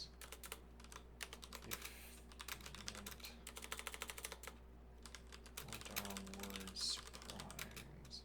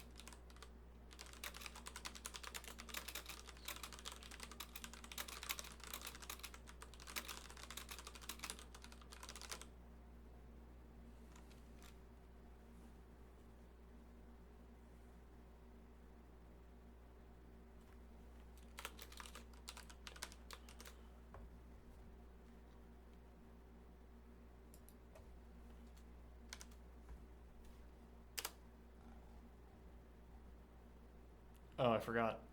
That would. I'm gonna keep the numbering. That was 5. Oh no.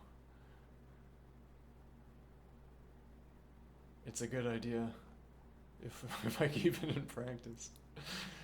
Let's see.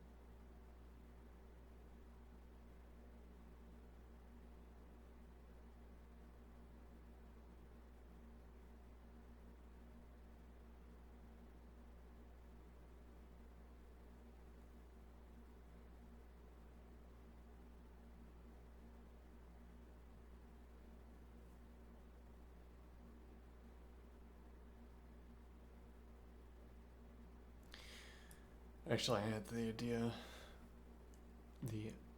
I recall seeing the image in my head.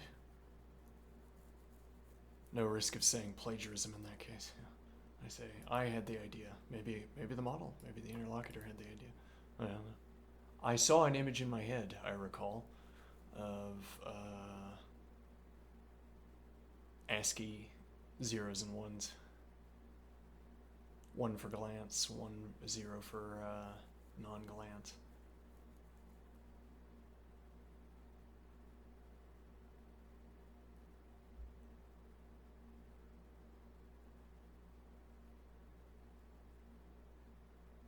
Alright, I will be right back, and then I'm going to keep reading. We're going to have some kind of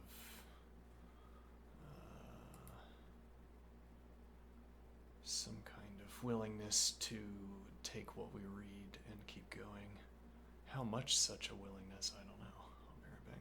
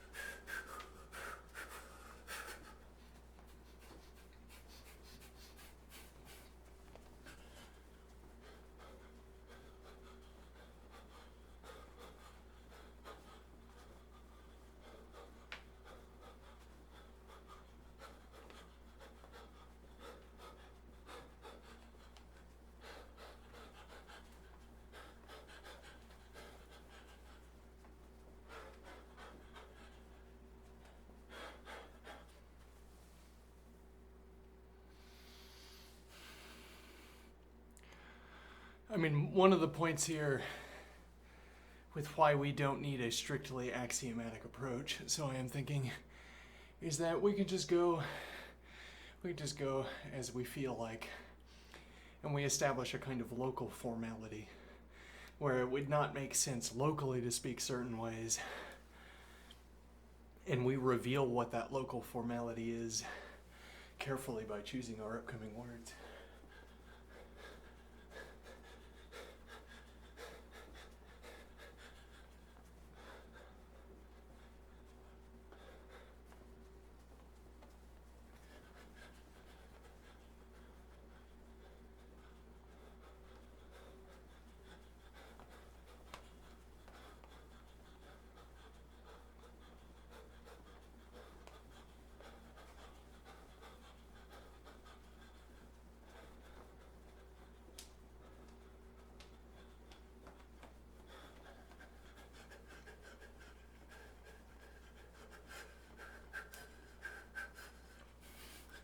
One kind of mistake people make with different grammar wrappings, with different rhetoric wrappings, one kind of mistake people make is saying that intelligence is like a function where we feed in problems and we get solutions to those problems. E.g., intelligence, e.g., but various other words like understanding. Or we think of problem solving as an example, and we think, well, problem solving is about starting with a problem, coming up with a formulation of the problem, and then seeing what the solution is. That sounds pretty right? And yet, I'm calling it a mistake.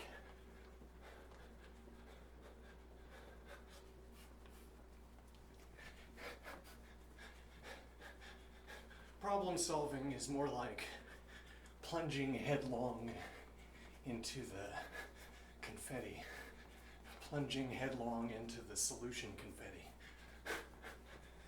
or else plunging headlong and then falling over.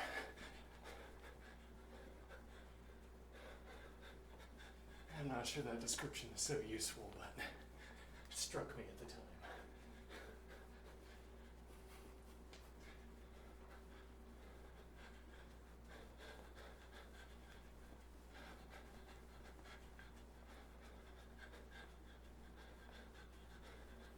I haven't checked the chat. No, I tend not to do that. I'm not sure if I want to let chat in on the discussion. Or by chat, I mean Twitch chat. Not sure I want to let you intervene on the discussion, even by influencing what it is that I'm going to say.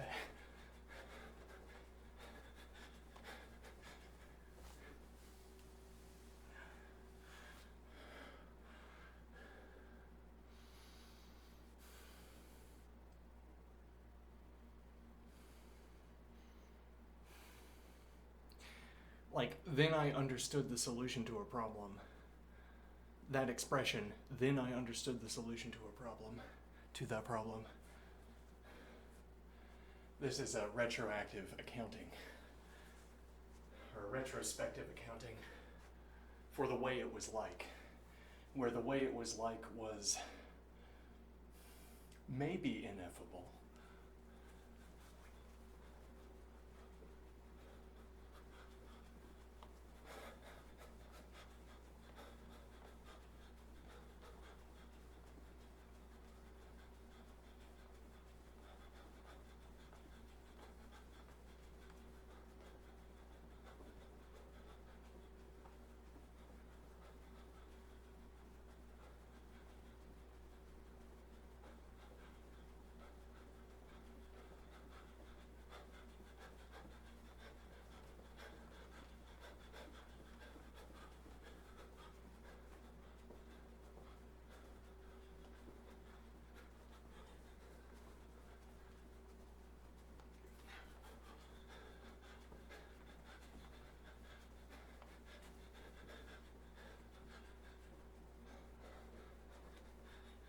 Are we going to return to the internally inscribing square at some point? Probably, I don't know. Maybe.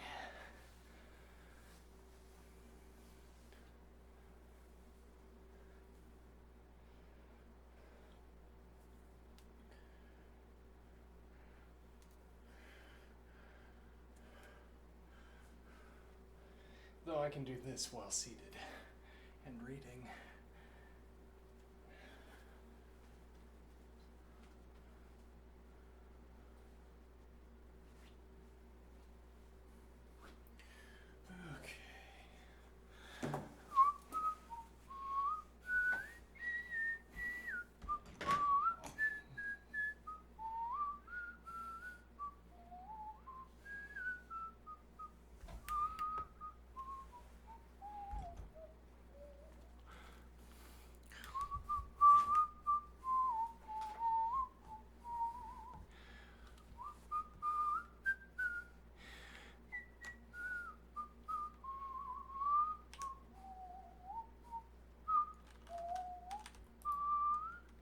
Oh, hold on. I did the wrong one again. Let me see.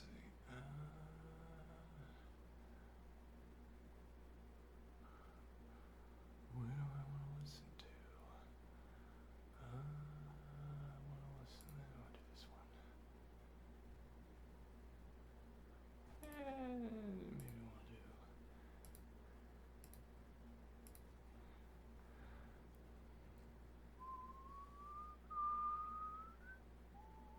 What if I'm letting music influence what I say?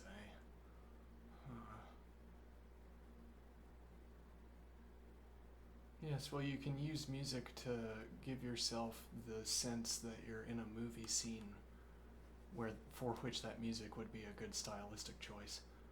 I can make myself feel like a hero by playing heroic music.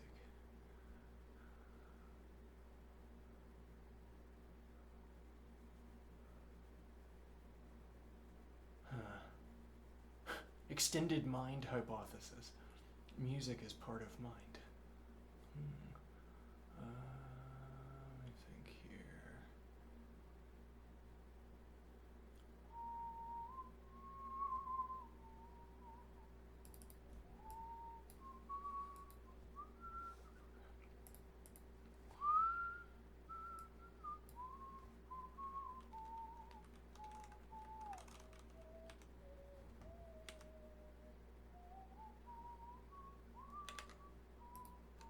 Oh, I think I might have done the wrong. Yeah, whatever. Okay, let's see here. Side note, I have been reading ahead a little in the remarks. One of the upcoming remarks begins as a philosophical musing on inferences, but drollily overstays its welcome as a litany of particulars. I appreciate Wittgenstein's litanies. Technique passes into Booleans in a ledger. I write my lab notes down, or I watch a video of myself after a performance of chiseling, and I serve as an oracle, filling in a checklist of Boolean values. This process simultaneously labels the Boolean values. That's a little bit awkward. The label is the word or words or theory that we place in the characteristic position above the template entry, or below it. A necessary point here. We have already overstepped. We have forgotten to turn our chisel into a logical object alongside the copper. We aren't yet rule-bound in how we talk about our chisel. In the context of manipulating a musical instrument, as a bifurcating example, this oversight would be more obvious. How could we think about mapping technique to the world in the case of a musical instrument, as opposed to the case of the chisel, without isolating the world down to the confines of the instrument, then choosing only descriptions of the world that are fitted to the instrument? I am not going to have an interesting conversation about a bowed string instrument until I am talking about the effects of plucking the strings or bowing them. It is when I am bowing the instrument that I have brought about physical regularities I care to talk about, and I have isolated those physical regularities into such a range that I know where and how to ask about their truth values. Where and how. Where and with what instruments used in what practices, though this does nothing to destructure the where.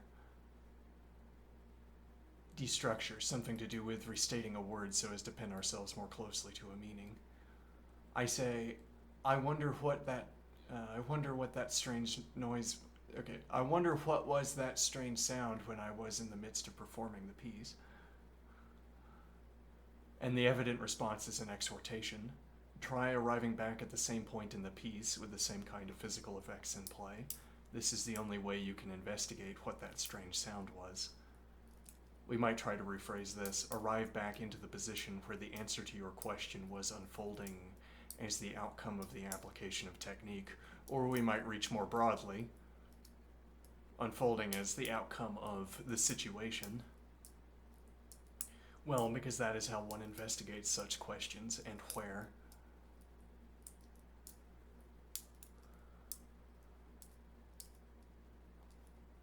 I have isolated those physical regularities into such a range that I know where and how to ask about their truth values. As if I were pointing at the cello. Where, in what circumstances would be a different meaning for the word where there. The collection of those truth values is the environment for that practice. We call a labeling of those truth values an interpretation. We call the physical depositions that change what will occur if we do the same thing, the world, the indefinitely descending source of error. Or at any rate, we call the physical depositions a factor in predicting the outcome of upcoming applications of technique, and also a factor in deciding how the technique was developed.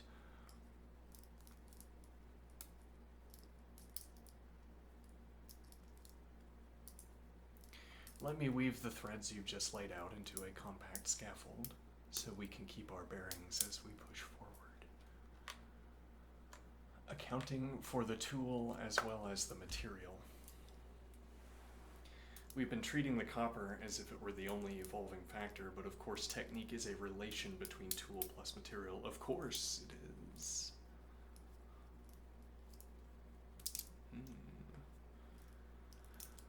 So the ledger really needs a double column.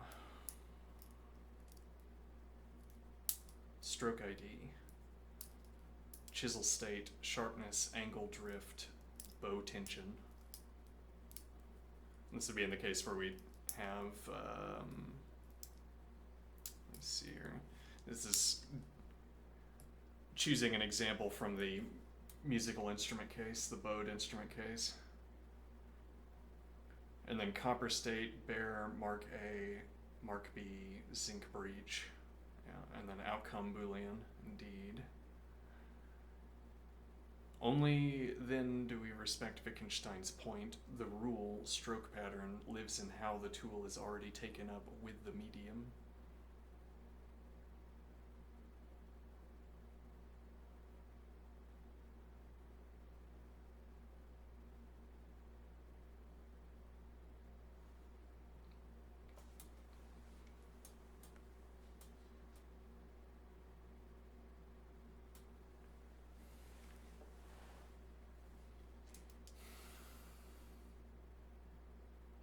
Technique to Booleans to labels revisited.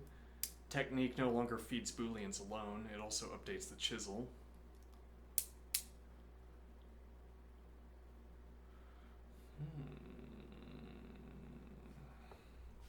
I'm not sure this is the direction I was heading, but that's fine as well. Let's see.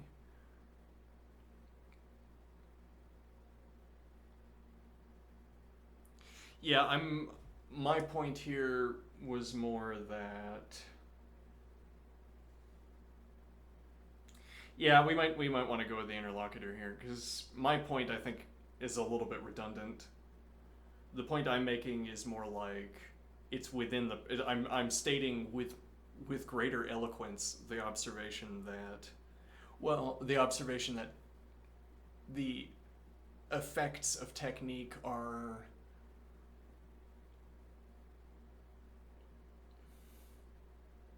The effects of technique are embedded in the practice, or the effects of technique arise in the midst of practice.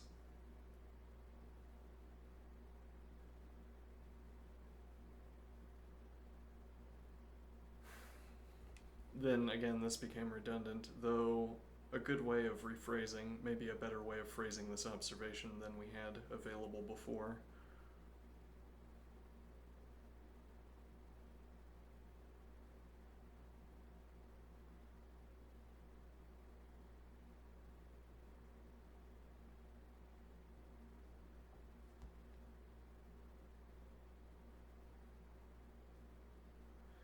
And there's an idea here that what we need out of our material as well as out of our tool is that they both serve as grammatical stand-ins for the material, or rather, what am I trying to say? That I want to say I have a logical object, maybe grammar object. I have the grammar object of the copper, I have the grammar object of the chisel. The relation that is between them is literally a relation, as it were.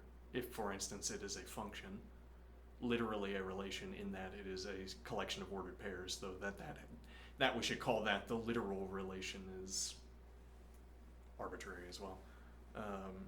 But of course, technique as a relation could be a function, and in that regard, a relation even in a narrower sense. And then what we need out of our material and our tool is that our logical objects remain matched to them, or what we need out of our logical objects is that they remain matched to the material. Well, and it could be that one chisel, like if we tried to develop a theory of when chisels dull, there could be an impurity in the metal.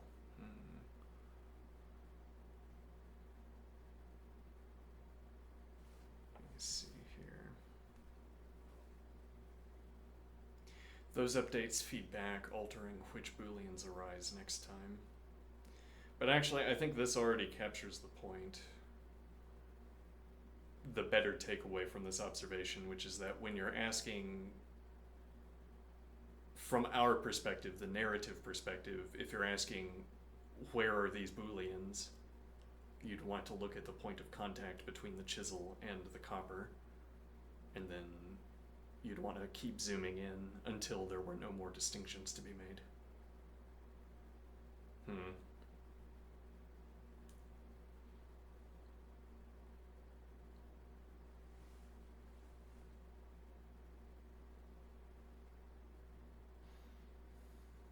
Or maybe I was only making the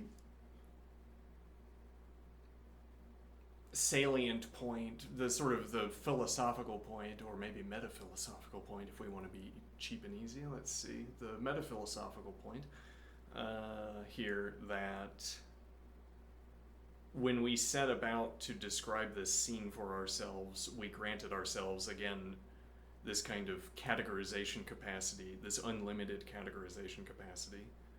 We felt like we were accounting for everything except for the agents. Like we had not yet accounted for the agents in the scene, but at least we had our physical accounting down. And it's easy to think that you've already accounted for all of the relevant material factors. It's easy to think that a logical construction, a conceptual construction, is a perfect stand-in, an adequate stand-in.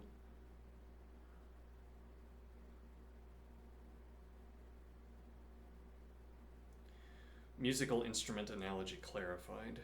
World shrinkage. You confine world to instrument plus performer's body plus immediate acoustic field, so that surprise checkpoints become intelligible. Repeatability. The only route to investigate that strange sound is to re-enter the same slice of that reduced world, the same bow speed, the same contact point, the same string tension, the same state of the instrument, generally.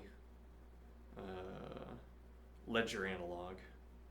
A practice diary noting bow pressure, tool state, string wear, material state, produced overtone, Boolean pass/fail relative to desired timbre. Indeed. Interpretation versus world error. Labeled truth values are an interpretation layer. Our conceptual scaffold. Physical depositions, ever-descending source of new variants. What the chisel actually left. What the rosin dust changed. Prediction improves only as ledger rows accumulate, and reinterpretation repartitions the joint state space.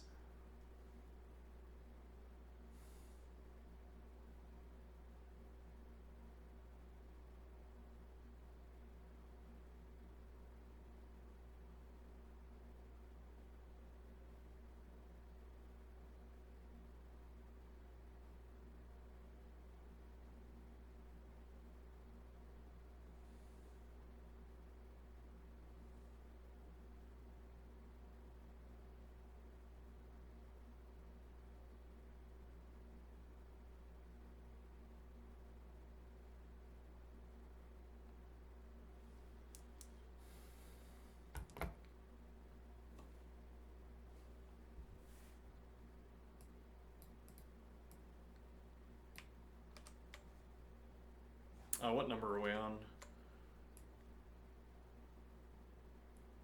Oh no. 6, alright.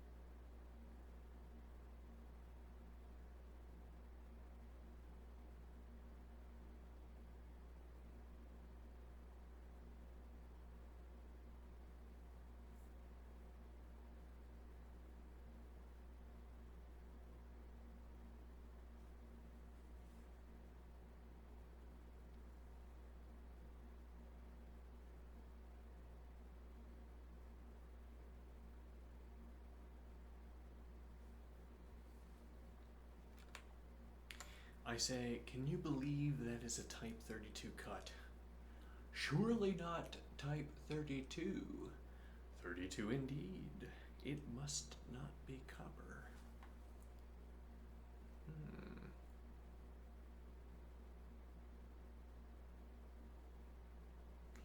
a case where you trust the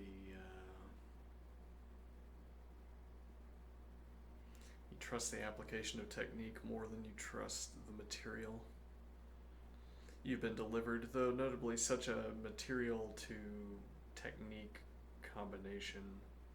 Like if we were thinking about a factory where machines have been tooled to interact with metal that meets various specifications. That's a fruitful region to consider.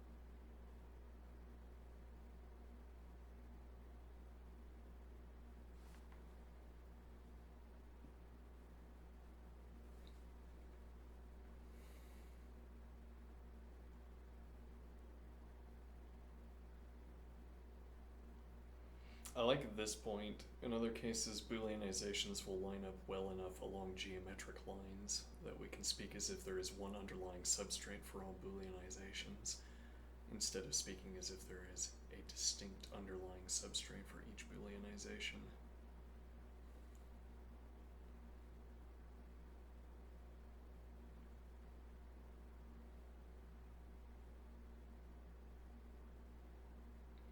But I like how this line treats this case as merely one among a sort of possibility space. Like, we could have the Booleanizations sort of scattered. Okay, but in some cases there happens to be a geometric alignment. Now actually this would be the more common case, a plurality of cases, even a majority of cases where the kinds of true-false, the truths we are the truth boundaries we're interested in establishing are going to line up to, e.g. a three-dimensional grid, are going to line up to a three-dimensional representation in a three-dimensional grid, a representation in a grid. Yeah. It strikes me that when you find yourself labeling words like that, you can strip them out, maybe as a practice point. If I say geometric description, or rather if I say a three-dimensional depiction in a three-dimensional grid, it's like I can take for granted that the grid is three-dimensional and remove those words.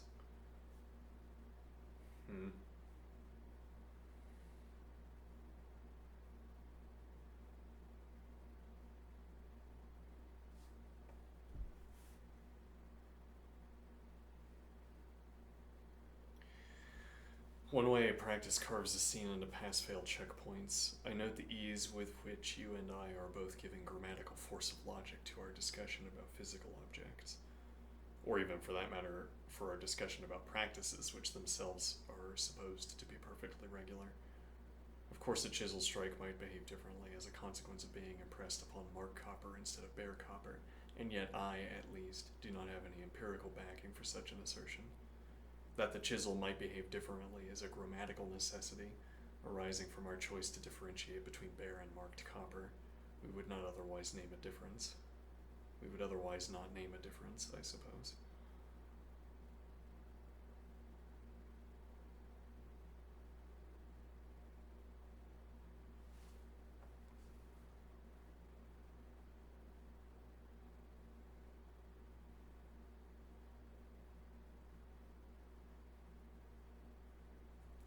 quick orientation. I'm replying only to everything up to your latest message, number 1 by me. Nothing that follows assumes unseen future text.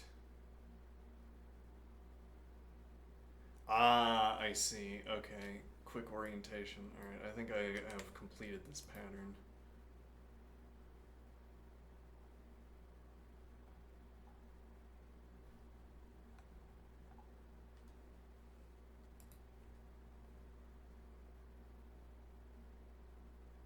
Oh, hold on. Well, let's read the lightweight coordination scheme. So I think I see a pattern that we could follow. I label mine, and then I label what I'm responding to. So message ID, simple proposal. At the top of each post, we prefix with a single integer in square brackets.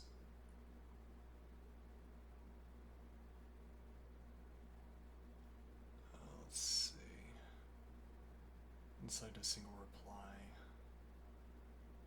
If I split topics, let's see. Yes, indeed.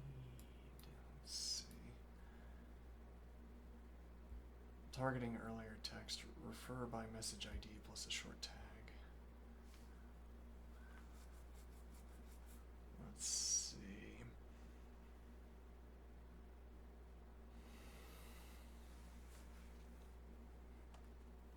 So all of these are in the same direction. 07.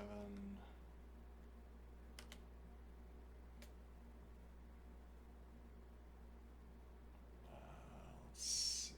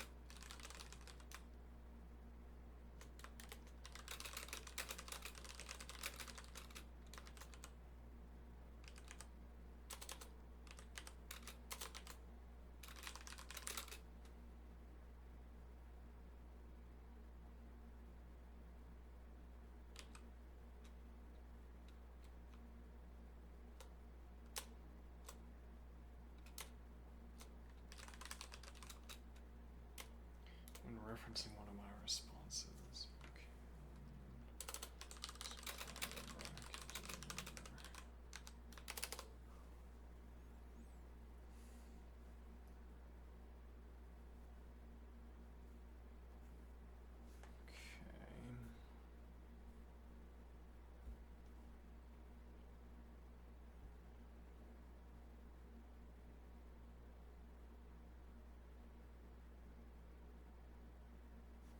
What time is it?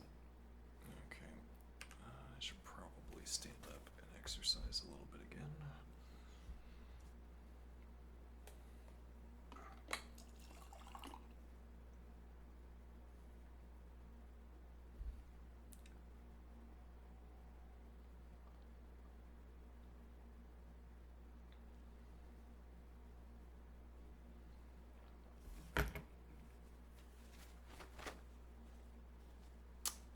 Interesting.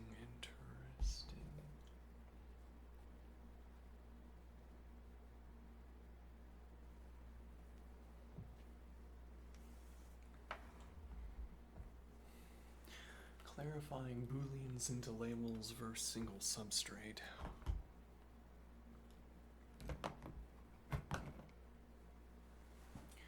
Key tension you highlight. We talk as if one object underlies multiple booleanizations, yet sometimes each boolean cluster really needs its own substrate. Rephrase, when boolean tests line up geometrically, copper grid, cello body resonances, treating them as facets of one object is productive. When tests cut the scene in incompatible ways, forcing a single object merely hides real differences. Better to let multiple substrates coexist. And then ledger row equals tool state, material state, Boolean outcome, label stays valid, but we may need parallel ledgers if two families of Booleans reference disjoint microstructures. Interesting.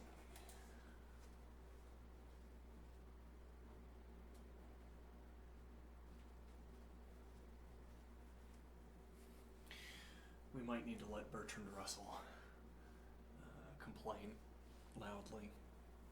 Oh, okay. Now, but wait a minute.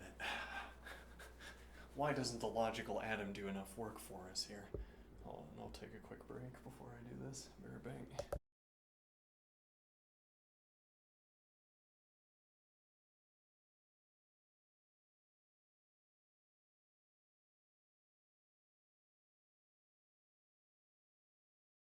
Never mind, I won't. Alright. Why doesn't the logical atom do enough for us? A logical atom. The space-filling atom. Yeah.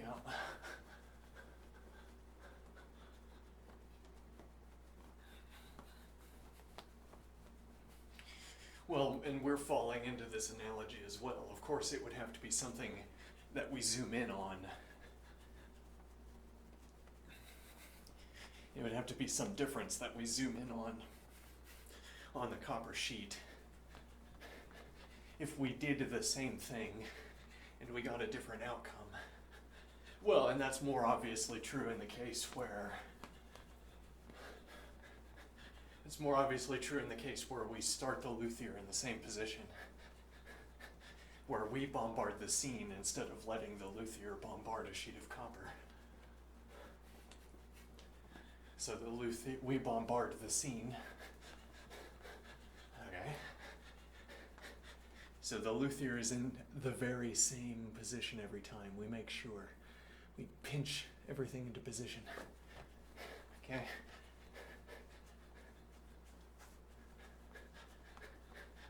But what we adjust is the copper. We put a different copper sheet under the chisel every time, or we put a different chisel in the hand every time if we want that instead. Yes, though, but it's easy to say the copper sheet has a three-dimensional position. Okay, we could give it three-dimensional coordinates, and we could outline a volume. All right, and now, if we've done that, We merely need to proceed to differentiate and say, not copper. Though one wonders, how did we differentiate the copper sheet to begin with into a three-dimensional grid if we were not able to reference the boundary between copper and not copper?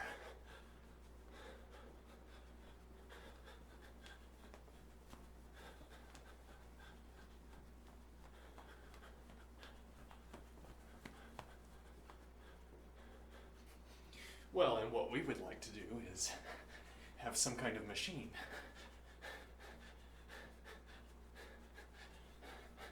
Projects into copper and finds the boundaries with not copper. But what if not copper spoofs copper?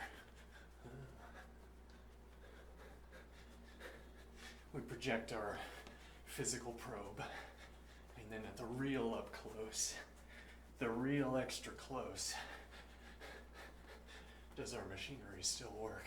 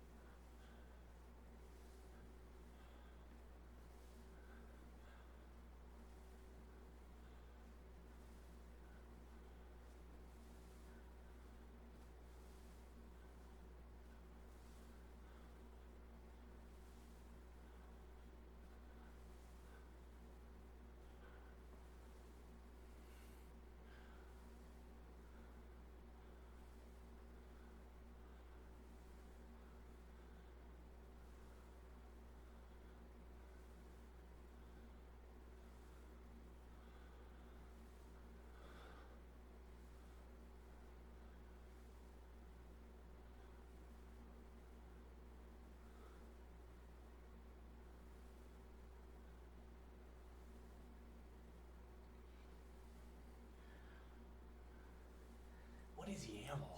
I wonder if that's a variant on OCaml.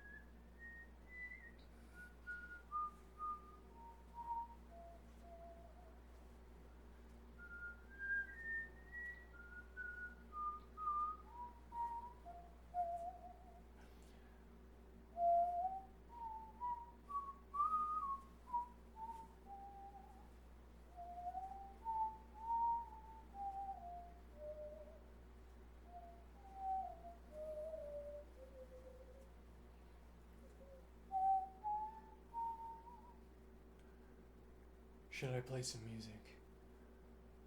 Shall I? Would I? Would you? Were?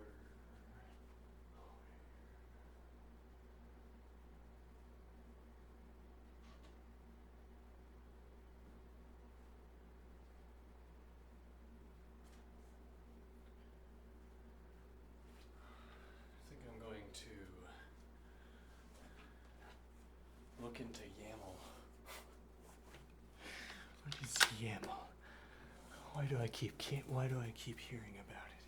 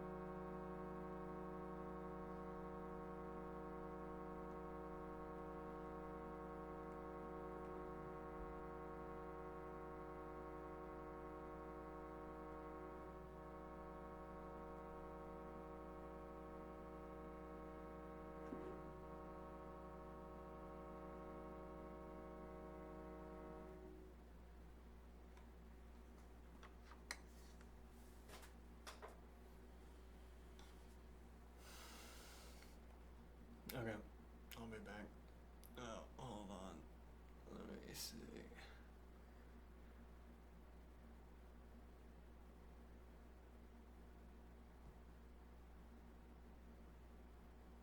I guess I pulled up that window. Is that bad to have on screen? Does that have information in it? I don't know. Alright, I'll see you soon. Have a good one.